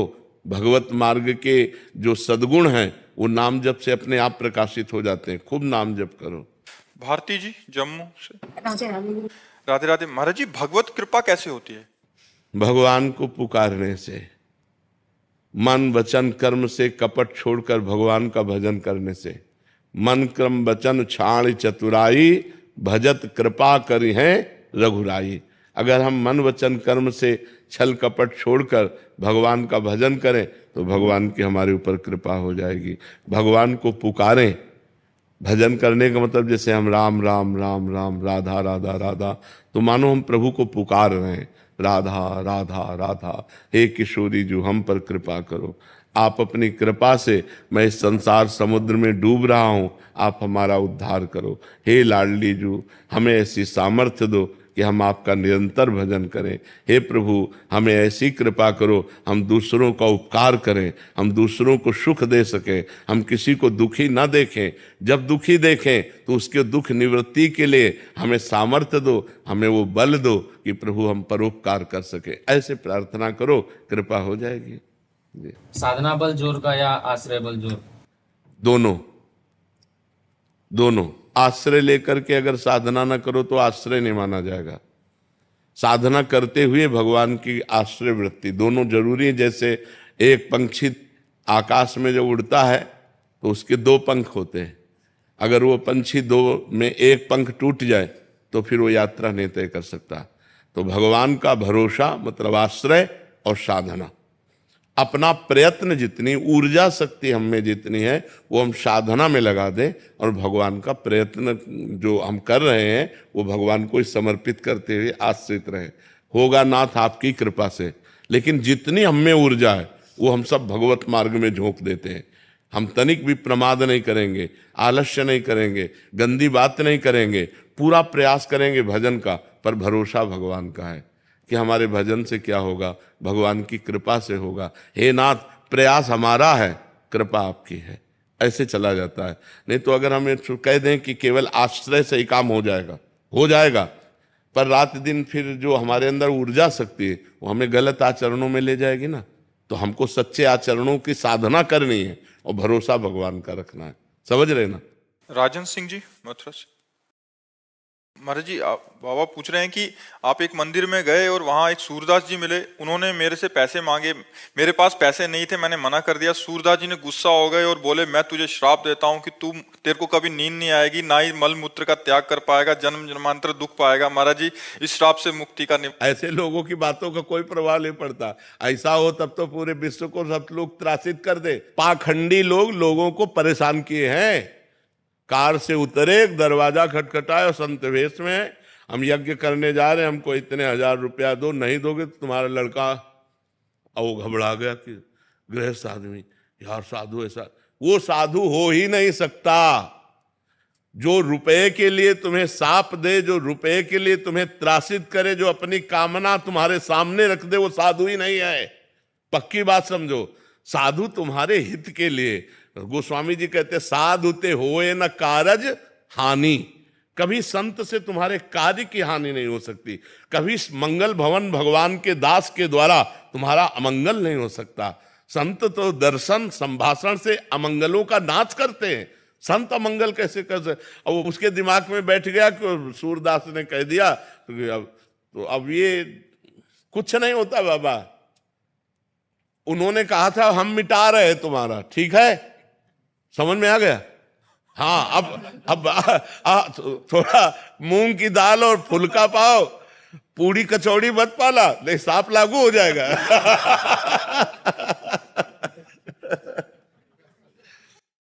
सुनील जी राधा वल्लभ शेरवंश। महाराज जी, आपके चरणों में कोटि कोटि नमन। महाराज जी, हम श्री जी के प्रति समर्पित हैं, इसका कैसे पता चले? हमारी कहीं ममता नहीं रह जाएगी जब हमारा समर्पण हो जाएगा।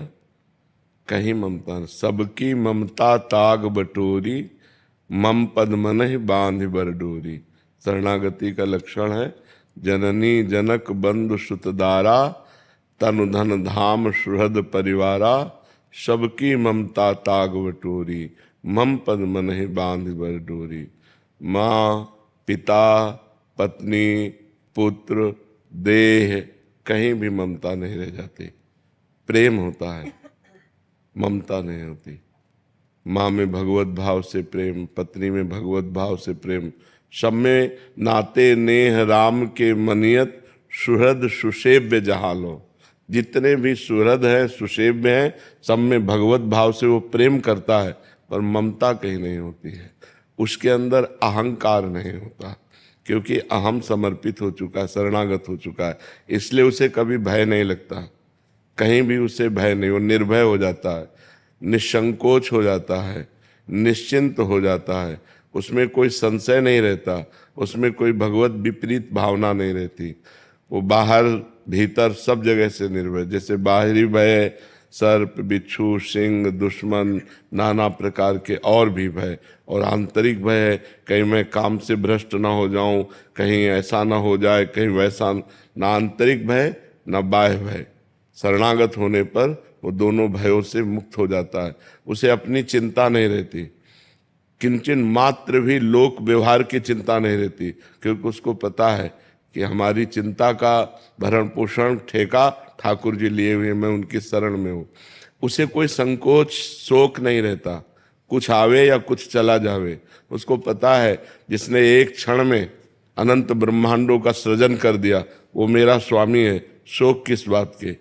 कभी ये संशय नहीं होता कि पता नहीं भगवान ने मुझे स्वीकार किया है कि नहीं।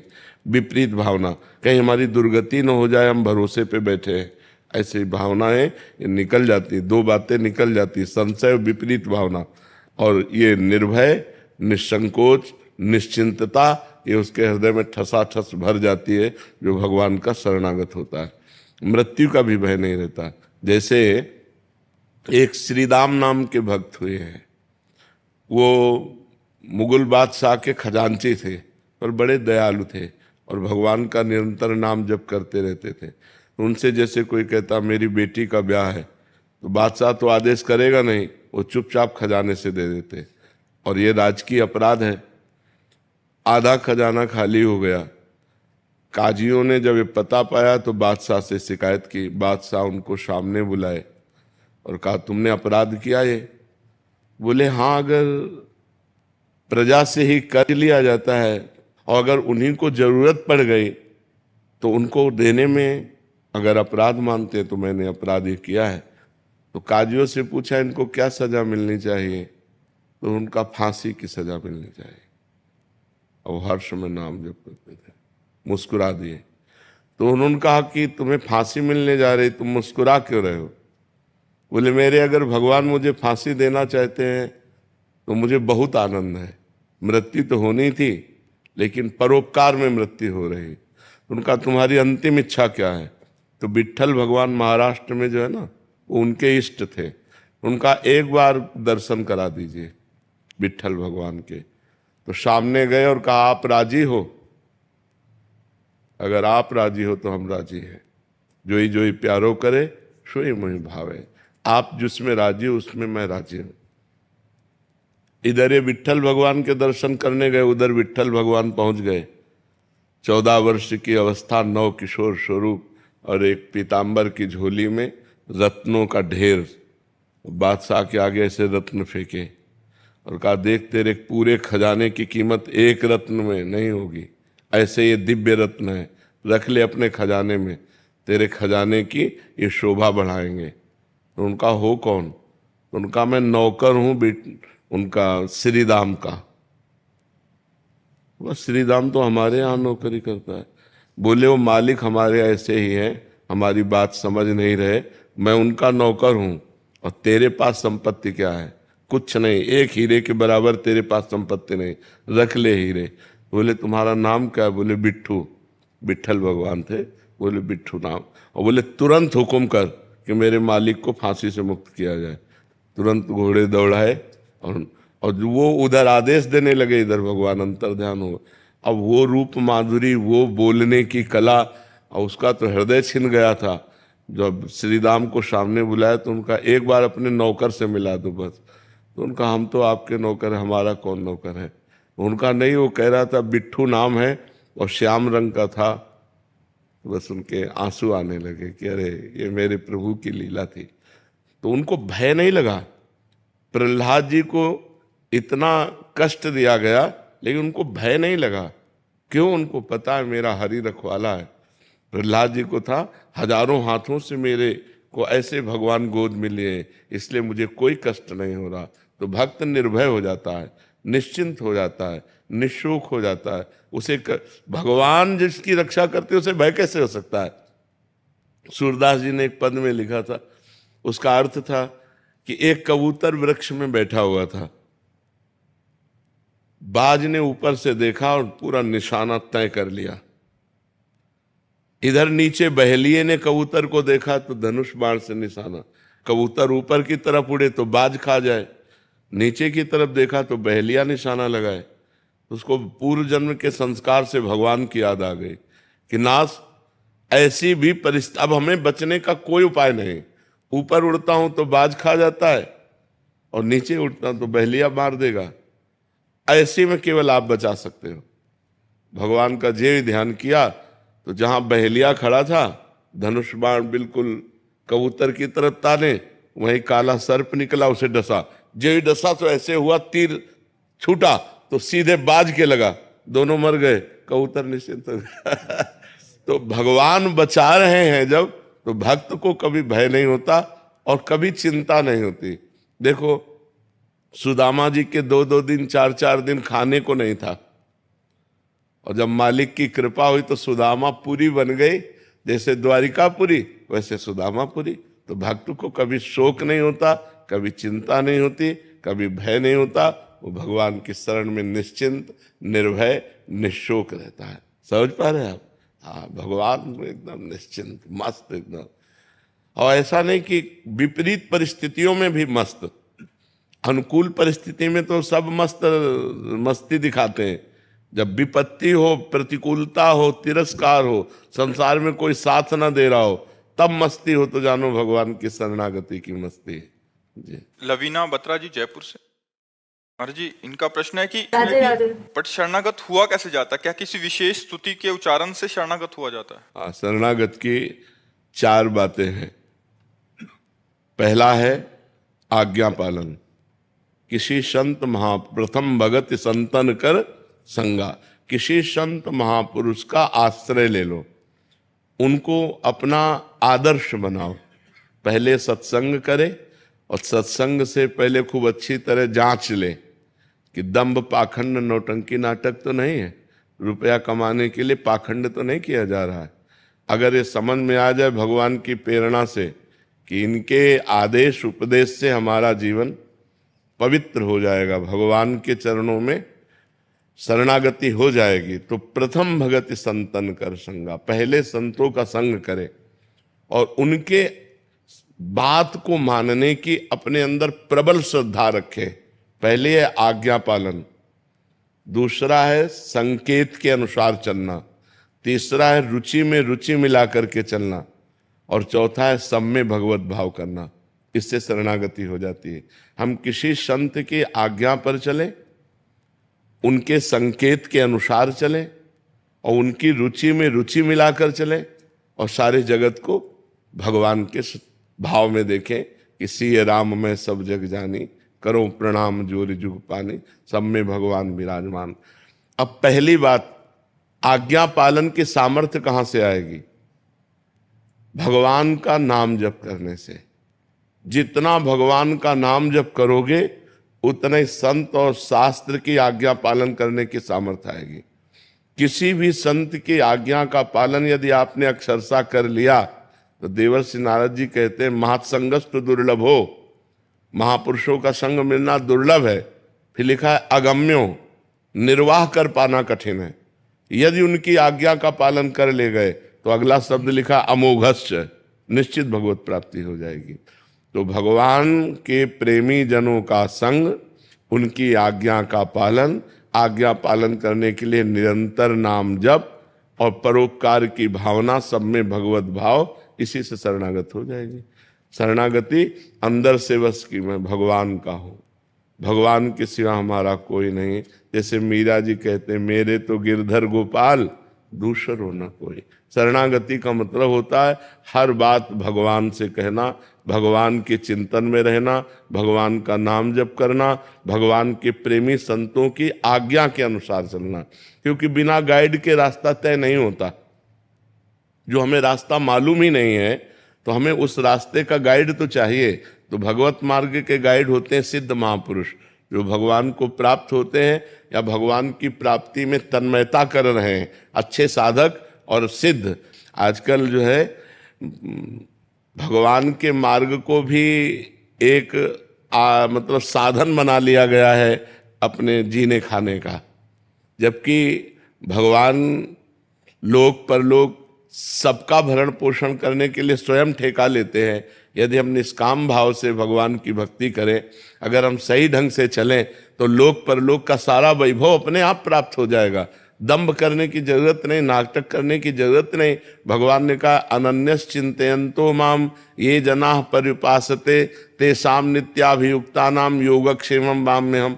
तुम केवल मेरा अनन्य चिंतन करो, जो जन मेरा अनन्य चिंतन करता है उसके योगक्षेम का वहन मैं करता हूं। और जब भगवान करता होंगे योगक्षेम का वहन तो कमी क्या रह जाएगी? आनंद ही आनंद रहेगा, हृदय भी आनंदित रहेगा और बाहर भी सुख सुविधा रहेगी। तो हमें लगता है भगवान के मार्ग में कपट, चतुराई, छल, दंभ ये करने की तो जरूरत ही नहीं।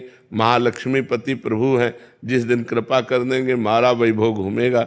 इसलिए ईमानदारी से भगवान के मार्ग में चलने के लिए किसी सिद्ध संत या अच्छे साधक, तो प्रथम भगति संतन कर संगा, दूसरी रतिमम कथा प्रसंगा।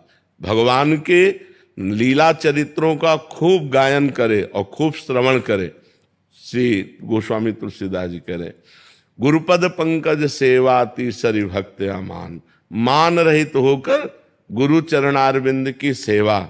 और चौथी भगत मम गुण करे कपट तज गान। कपट यही, ये भगवान का चरित्र तो गा रहे हैं लेकिन आशा मान प्रतिष्ठा रुपया पैसा ये सब कपट है। अपना यश चाह रहे हैं, अपनी वासनाओं की पूर्ति चाह रहे हैं और गान कर रहे हैं भगवान के यश को, तो ये कपट हुआ। भगवान की भक्ति भगवान की भक्ति के लिए, भगवान की कथा भगवान की प्रीता के लिए।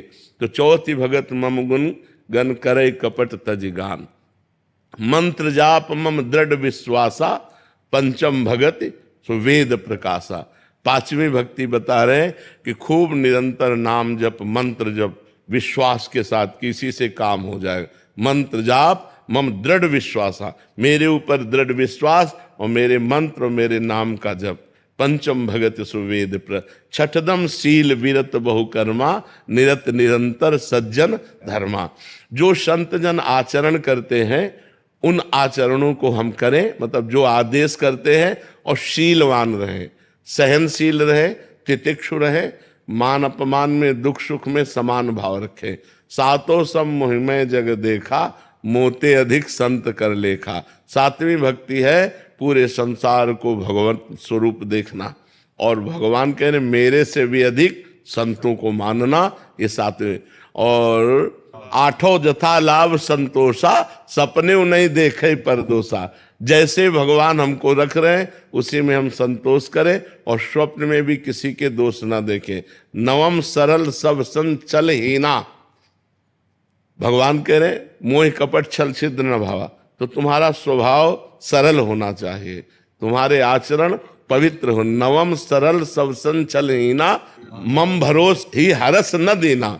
मेरे ऊपर दृढ़ विश्वास हो और लौकिक वस्तुओं की प्राप्ति में हर्ष न हो, और लौकिक वस्तुओं के नष्ट हो जाने में दीनता न हो कि मैं अमुक वस्तु होती तो ठीक है, नहीं। दीनता भक्ति की हो और आनंद भगवान के चिंतन का हो। मम भरोस, मेरा भरोसा दृढ़ हो। अगर ये 9 लक्षण आ जाए तो पूर्ण शरणागत हो जाए। महाराज जी, मेरे जीवन में अकाल मृत्यु अथवा आत्मा का योग है। किसने कहा? विचार आते हैं। विचार आता, उसे काट दो। देवी देवताओं के प्रति बहुत बुरे विचारों ने मेरा जीवन बर्बाद कर दिया। ओवर थिंकिंग, भूतकाल के नकारात्मक। आज हमारी बात तुम सुनो, हमारी बात मानोगे? कोई अकाल मृत्यु नहीं है। हम तुमसे बता रहे, राधा राधा राधा राधा राधा राधा जपो। जब मन गंदी बात सोचे उसी समय राधा राधा राधा, उसकी बात सुनो मत। मन एक पागल आदमी है, तुम मन नहीं हो। मन तुम्हारा एक अंग है। अगर वो गलत हमें उपदेश कर रहा है तो हम उसकी बात नहीं मानते हैं। वो देवी देवताओं को गाली दे रहा है, हम नहीं मानते हैं। वो संतों को गाली दे रहा है, हम नहीं मानते। कुछ नहीं बिगाड़ पाएगा। पाप कर्म पूर्व में हो जाते हैं तब मन हमारा निगेटिव विचार वाला हो जाता है, और जब निगेटिव विचार वाला हो जाता है तो जैसे आप कह रहे हो करने का मन होता है या अकाल मृत्यु हो, ये सब बहुत अच्छे से समझ लीजिए। मानोगे हमारी बात? जी गुरुदेव, इसलिए आपके श्री। हाँ, और आज से ये भ्रम तो तुम हटा दो। तुम नाम जप करो, राधा राधा राधा। और मन जब गंदा सोचे तो सोचो मन गंदा सोच रहा है, आप नहीं। आप अलग हैं, मन अलग है। जैसे हमारा हाथ अलग है और हम अलग है। इतना हाथ काट दिया जाए तो हमको थोड़ी काट दिया। हाथ कट जाने पर हम रहते हैं ना। तो हाँ, मन हमारा एक अंग है, करण है। अंतःकरण में जैसे बुद्धि है, मन है, चित्त है, अहंकार है। अब वो पाप कर्म किए हैं पूर्व में तो वो मलिन हो चुका है, वो गंदे विचार छोड़ता है, असत विचार छोड़ता है। अब उससे हमको डरना नहीं, हमको राधा राधा जपना। आप देखना कुछ समय में एकदम ठीक हो जाएगा, ठीक है ना। ये विचार हटा दो और कभी ऐसी गलती मत करना, नहीं भारी दुर्गति भोगनी पड़ेगी। अगर कभी सुसाइड वाली बात सोच ली तो बहुत दुर्गति भोगनी पड़ेगी, मरने के बाद प्रेत बनना पड़ेगा। 6-7 साल से डिप्रेशन में। बिल्कुल डिप्रेशन में नहीं रहोगे तुम। राधा राधा जपो, ठीक है। राधा राधा जपो, प्रसन्न मन से रहो। सुसाइड की सोचना मत कभी, आनंद पूर्वक रहो। थोड़ी दवा ले रहे हो? लेता था, छोड़ दिया, साइड इफेक्ट हो रहा था बहुत। हाँ तो ठीक है। और राधा राधा नाम जप करो और सवेरे 2-3 किलोमीटर दौड़ो। प्रयास करता हूँ प्रभु, शीर्षासन वगैरह करता हूँ मैं। शीर्षासन करता हूँ प्रभु। हाँ, पर दौड़ो। हम कह रहे हैं खुली हवा में 2-3 किलोमीटर धीरे धीरे दौड़ने का अभ्यास करो, और ठंडा जल पियो और पवित्र भोजन पाओ और प्रसन्न मन से रहो। राधा राधा राधा। यार मनुष्य जीवन ऐसे कुड़ कुड़ के, ये सब पाप का लक्षण है। पूर्व पाप जो है हमको ऐसा दंड देना चाहता है। आप नाम जप करो, ठीक है। अभी तो ऐसी स्थिति लिखी है, कह रहे कि मरने से पहले एक बार आपसे मिलने आया है बस। अच्छा, बिल्कुल तैयारी पे हो। पूरी तैयारी में आया था। यार मर के क्या करोगे, हमें ये बताओ। अगर मरने के बाद ये हो जाए कि बस अब सब खत्म हो गया, ये खत्म नहीं होता, ये शरीर छूट जाएगा तो प्रेत बनोगे, फिर क्या करोगे? फिर तो मर भी नहीं सकते। प्रेत बनने के बाद तो मर भी नहीं सकते, भोगना ही पड़ेगा। इसलिए विचारों के वेग बहुत तीव्र आते थे प्रभु, इसलिए आपके श्री चरणों। नाम जप करो, विचार की जगह नाम जप करो। राधा राधा राधा राधा बोलो, राधा राधा, बस बस, आप चिंता न। और जब फिर मरने का इरादा आपको हो ना, तो हमसे मिल लेना आके जरूर। अपने किसी गलती से भागना नहीं चाहता, अपने शरीर को मैं खत्म करना नहीं चाहता प्रभु, इसलिए आपके श्री चरणों में आया हूँ। नहीं ऐसे, ये बहुत बड़ा पाप है बच्चा, शरीर को खत्म करना बहुत बड़ा पाप है। माता पिता के प्रति अपने कर्तव्य का पालन करना, भागना नहीं चाहता प्रभु अपने जीवन से, किसी समस्या से हारना नहीं चाहता। नहीं नहीं, बिल्कुल मत हारो, हम तुम्हारे साथ हैं, ठीक है। हाँ सुनो, बिल्कुल निराश मत हो, ठीक है। अंदर से मजबूत बनो, निराश मत हो। राधा राधा नाम जप करके तुम देखना, आज के बाद तुम देखना तुमको कितना फायदा मिलता है, ठीक है। और प्रसन्न रहो जी। संजीव गुप्ता जी, दिल्ली से। राधे राधे महाराज जी। प्रभु, कुछ भी कर लूं पालूं, मन कुछ अधूरा अधूरा सा महसूस करता है। इस समय सवाल पूछते समय भी ऐसा लग रहा है कि पूछ पाऊंगा कि नहीं, संपूर्णता कैसे महसूस होगी महाराज? जब तक गोस्वामी तुलसीदास जी ने एक दोहे में लिखा, तब लगी कुशल न जीव कहूं, सपने हूं मन विश्राम। जब लगी भजत न राम कहूं, शोक धाम तज काम। समस्त शोकों को प्रदान करने वाली कामनाओं का जब तक त्याग नहीं होगा और भगवान श्री राम का भजन नहीं होगा, गोस्वामी जी कहते, तब तक मन को पूर्णता, विश्राम या शांति प्राप्त नहीं होगी। क्योंकि यहाँ जो कुछ भी है वो सब नाशवान है और छूटने वाला है। बड़ा भय लगता है नहीं? बड़ी मेहनत की कमाई से घर बनाया, बड़ा मेहनत करके सब सजाया, रिश्ते नाते संबंध सब, और एक मिनट में शरीर छूटा कि सब छूट गया। दोबारा जिंदगी में कभी आप बैंक से 1 रुपया नहीं निकाल सकते।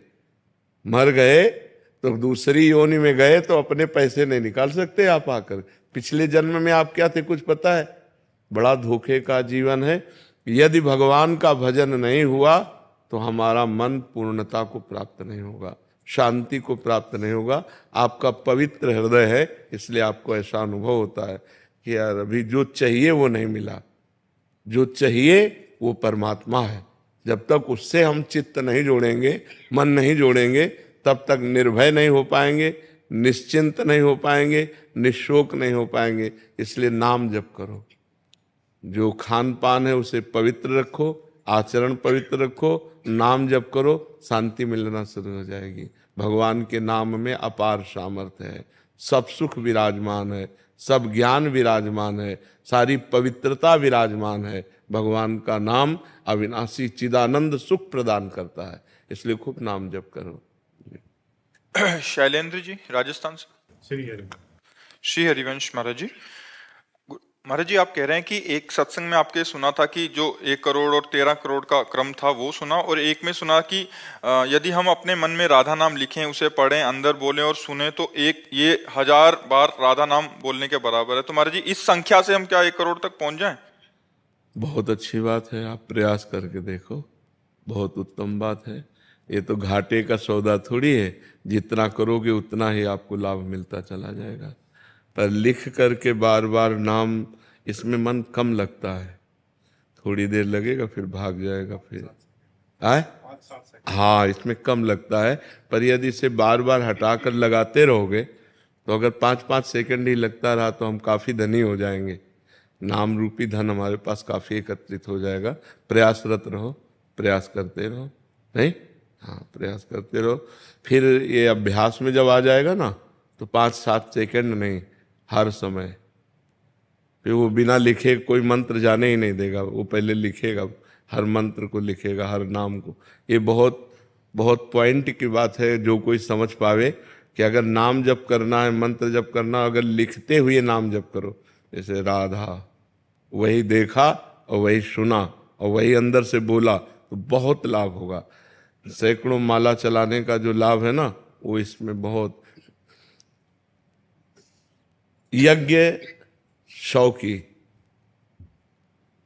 और 1 माला जपा, राधा राधा राधा राधा राधा राधा, तो यज्ञानाम जप यज्ञोष्मी, ये श्रेष्ठ हो गई।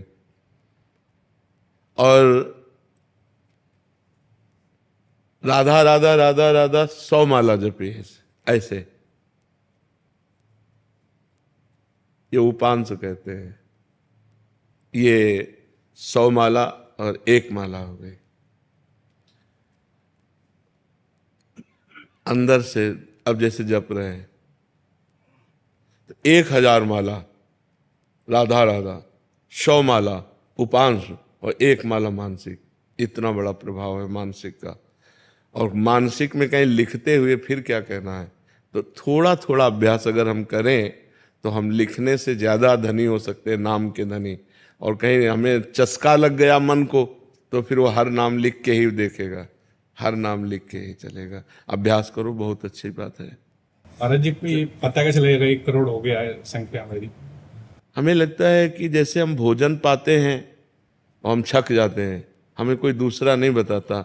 ऐसे यदि हम बिना गिनती के खूब नाम जप करें तो जब हमारा काम हो जाएगा, हमारे पाप नष्ट हो जाएंगे, तो भगवान का दर्शन हो जाएगा, आनंद प्राप्त हो जाएगा, हमारी कामनाएं पूर्ण होने लगेंगी। कोशिश कर सकते हैं कि महाराज जी आप गिनो, श्यामा जो गिने मैं कहूं। ऐसे ही हम भी करते हैं हम भी नहीं गिनते, प्रभु के ऊपर छोड़ा कि गिनने का काम आप चलो, हम धुआंधार जपते हैं, है नहीं?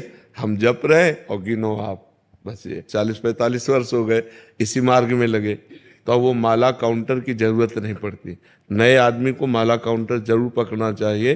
ज्यादा सिद्धगिरी दिखाने से जो हो रहा है वो भी छूट जाएगा, क्योंकि मन बहुत प्रपंची है ना, वो संसार में भाग करके जाएगा। अब जिसका अभ्यास बन गया है, अब जैसे श्वास लेना हमारा जीवन है, ऐसे भजन करना हमारा जीवन है। अब उसके लिए माला या काउंटर या कुछ उसकी कोई जरूरत। नाम जब से भूत और भविष्य हम सुधार। हाँ, भूत के सारे पाप नष्ट हो जाएंगे और भविष्य मंगलमय हो जाएगा।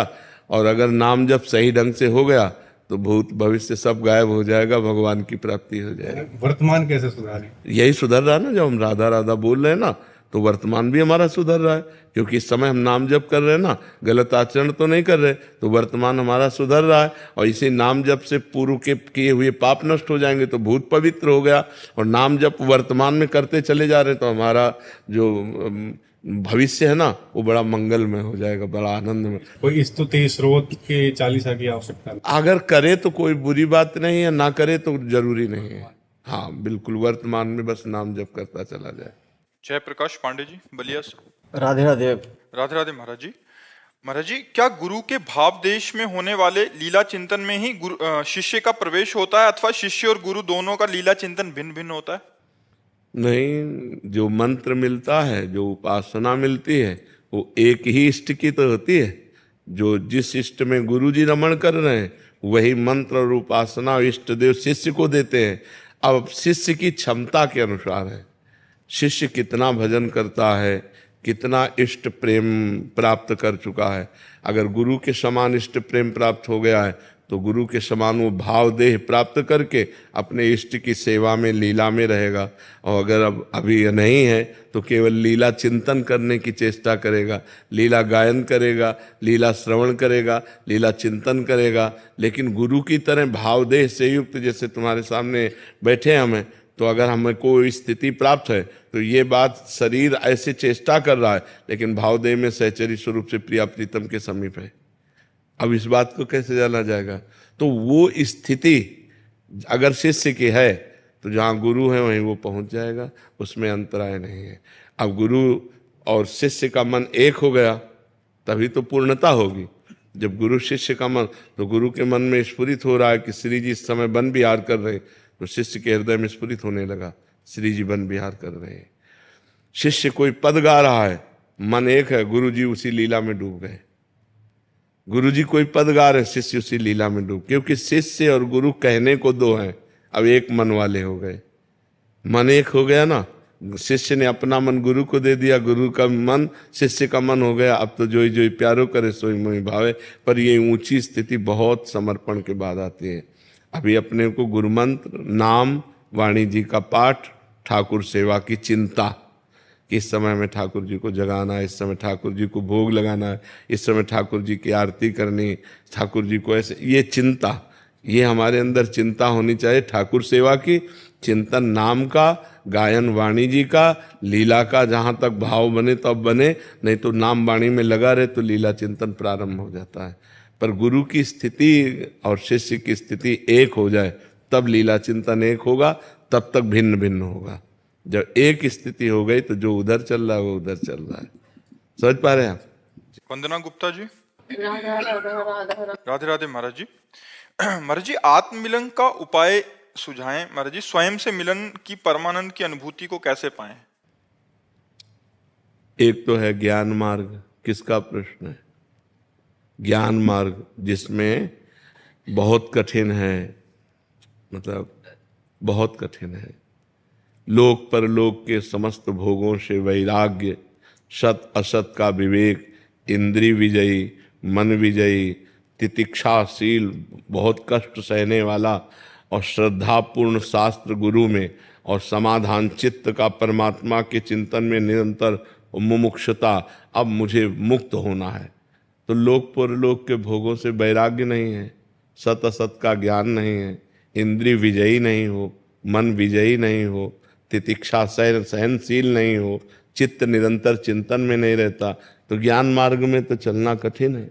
अब रह गई भक्ति मार्ग की बात, तो अपनी आत्मा को हम भगवान मानते हैं, क्योंकि भगवान ही तो आत्मा रूप में है। अब हम उनकी आराधना शुरू करते हैं, उनका नाम जप करते हैं, उनका लीला गायन करते हैं, उनको भोग लगाते हैं, उनकी आरती उतारते हैं। वो हम अपनी आत्मा की आरती उतार रहे हैं। आत्मा हरिवंश प्रगट परमानंद, हमारी आत्मा है। हा हरि रा राधा वा वृंदावन सा सहचरी, आत्मा हरिवंश प्रगट परमानंद, श्री हरिवंश प्रमाण मनम। मेरी आत्मा ही प्रगट रूप में आराध्य देव के रूप में है। यदि हम उनकी आराधना करें तो आराध्य देव के मिलन का मतलब है आत्म मिलन।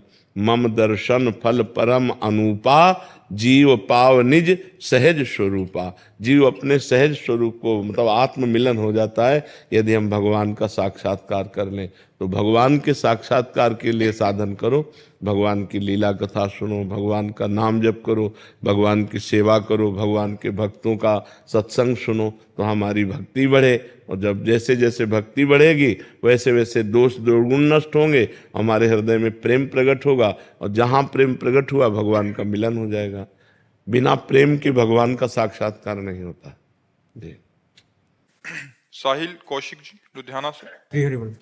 श्री हरिवंश महाराज जी। महाराज जी, निरंतर नाम जप करने की कोशिश करता हूँ, परंतु संसार में रहने के कारण जब कोई कुछ भी संसारिक बात पूछता है तो उसकी बात का उत्तर देते वक्त नाम छूट जाता है, जिससे मन में नाम जप छूटने का बहुत शौक होता है। ऐसा लगता है कि कोई बहुत बड़ी चीज छोड़ दी, कुछ समय के लिए मन भी जलन पैदा करता है। हाँ, बहुत सुंदर बात है।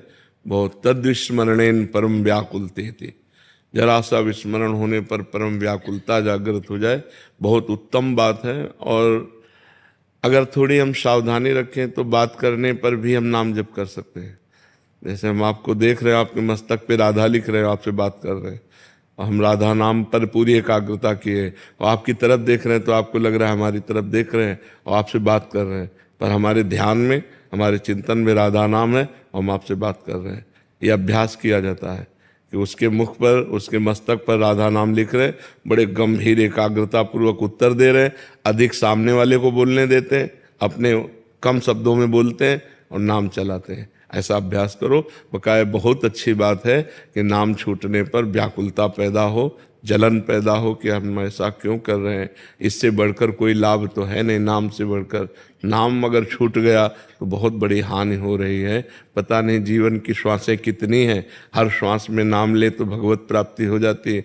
तो ये जरूर है कि अभ्यास करें तो हम बातचीत करते हुए भी नाम का चिंतन कर सकते हैं। जब तो नहीं हो सकता क्योंकि वाणी बातचीत में लगी है, ध्यान हो सकता है। जैसे हम दो कार्य एक साथ कर रहे हैं, सत्संग सुन रहे हैं और अंदर अंदर कुछ और चल रहा है। देखो, अंदर अंदर सबके कुछ और चल रहा है ना। जहाँ और चल रहा है, अगर वहाँ नाम चलने लगे तो बाहरी क्रियाएं संसारिक होते हुए भी भजन निरंतर चल सकता है। तो अभ्यास करो, अभ्यास दृढ़ करो। केश शर्मा जी।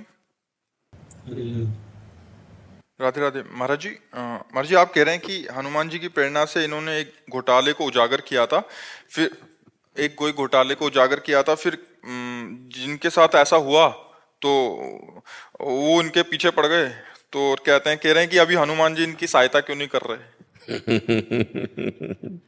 हनुमान जी राम काज करते हैं। पहली बात तो समझ लो कि उनको राम काज करने से एक सेकंड भी कहीं अलग भाव नहीं। अगर आप राम काज कर रहे हो तब तो हनुमान जी सहयोग करेंगे, अगर स्वार्थ कार्य कर रहे हो तो हनुमान जी सहयोग नहीं करेंगे। 17 लाख लोगों को पैसा उनका वापस मिला। हाँ महाराज जी, मेरी एक शिकायत करने से, और हनुमान जी महाराज तो सर्वव्यापी है, लेकिन और वो जानते हैं। लेकिन एक चीज तो आपको ध्यान रखना पड़ेगा कि हनुमान जी ऐसी छोटी छोटी सांसारिक बातों को नहीं देखते। आप पहले समझो कितने बड़े महान हैं, वो राम जी की भक्ति में लगे। अब आपने परोपकार किया, आपका कर्म सत्य है, ये कर्म आपकी सहायता करेगा, आप डर क्यों रहे हो? एक बार तो गोली चलाई थी पर वो चली नहीं, बस बच गया। ये हनुमान जी ने नहीं बचाया, ये हनुमान जी ने नहीं बचाया। किसने बचाया? बचाया किसने? किसने बचाया? भाई हनुमान जी कृपालु हैं, कृपा भी करते हैं। हम हनुमान जी की तरफ लेके बात नहीं कर रहे, हम तुम्हारे कर्म की तरफ बात कर रहे हैं। आपने सैकड़ों लोगों को सुख दिया, वो सत्य कर्म है, वो सत्य कर्म आपकी रक्षा करेगा। धर्मो रक्षते रक्षिता। आप भयभीत मत होइएगा। मरना तो एक बार है ना, मरोगे तो है ही है ना, फिर डर काहे को रहे हो? काहे को? हम तुम्हें पक्की बात कह रहे, अगर गोली लगनी है तो तुम्हारे हाथ से तुम्हारी गोली लग जाएगी, और अगर नहीं लगनी है तो चाहे पूरा फोर्स खड़ा हो जाए, तुम्हारी एक खरोच नहीं आएगी। उसका विधान बहुत बड़ा होता है। महाभारत युद्ध हुआ, टिटिहरी समझते हो ना? टिटिहरी एक पक्षी होता है जो ऊपर पैर करके सोता है, टी टी टी ऐसे उड़ता है, ऐसे करते हुए। उसके 2 अंडे रखे थे। उसको पूर्व जीवन के संस्कार से भगवान की याद आ गई और कहा, भगवान ये 18 अक्षौणी सेना है, जब मरेगी तो मेरे अंडे तो पिसी जाएंगे, भगवान आप ही रक्षा कर सकते हो।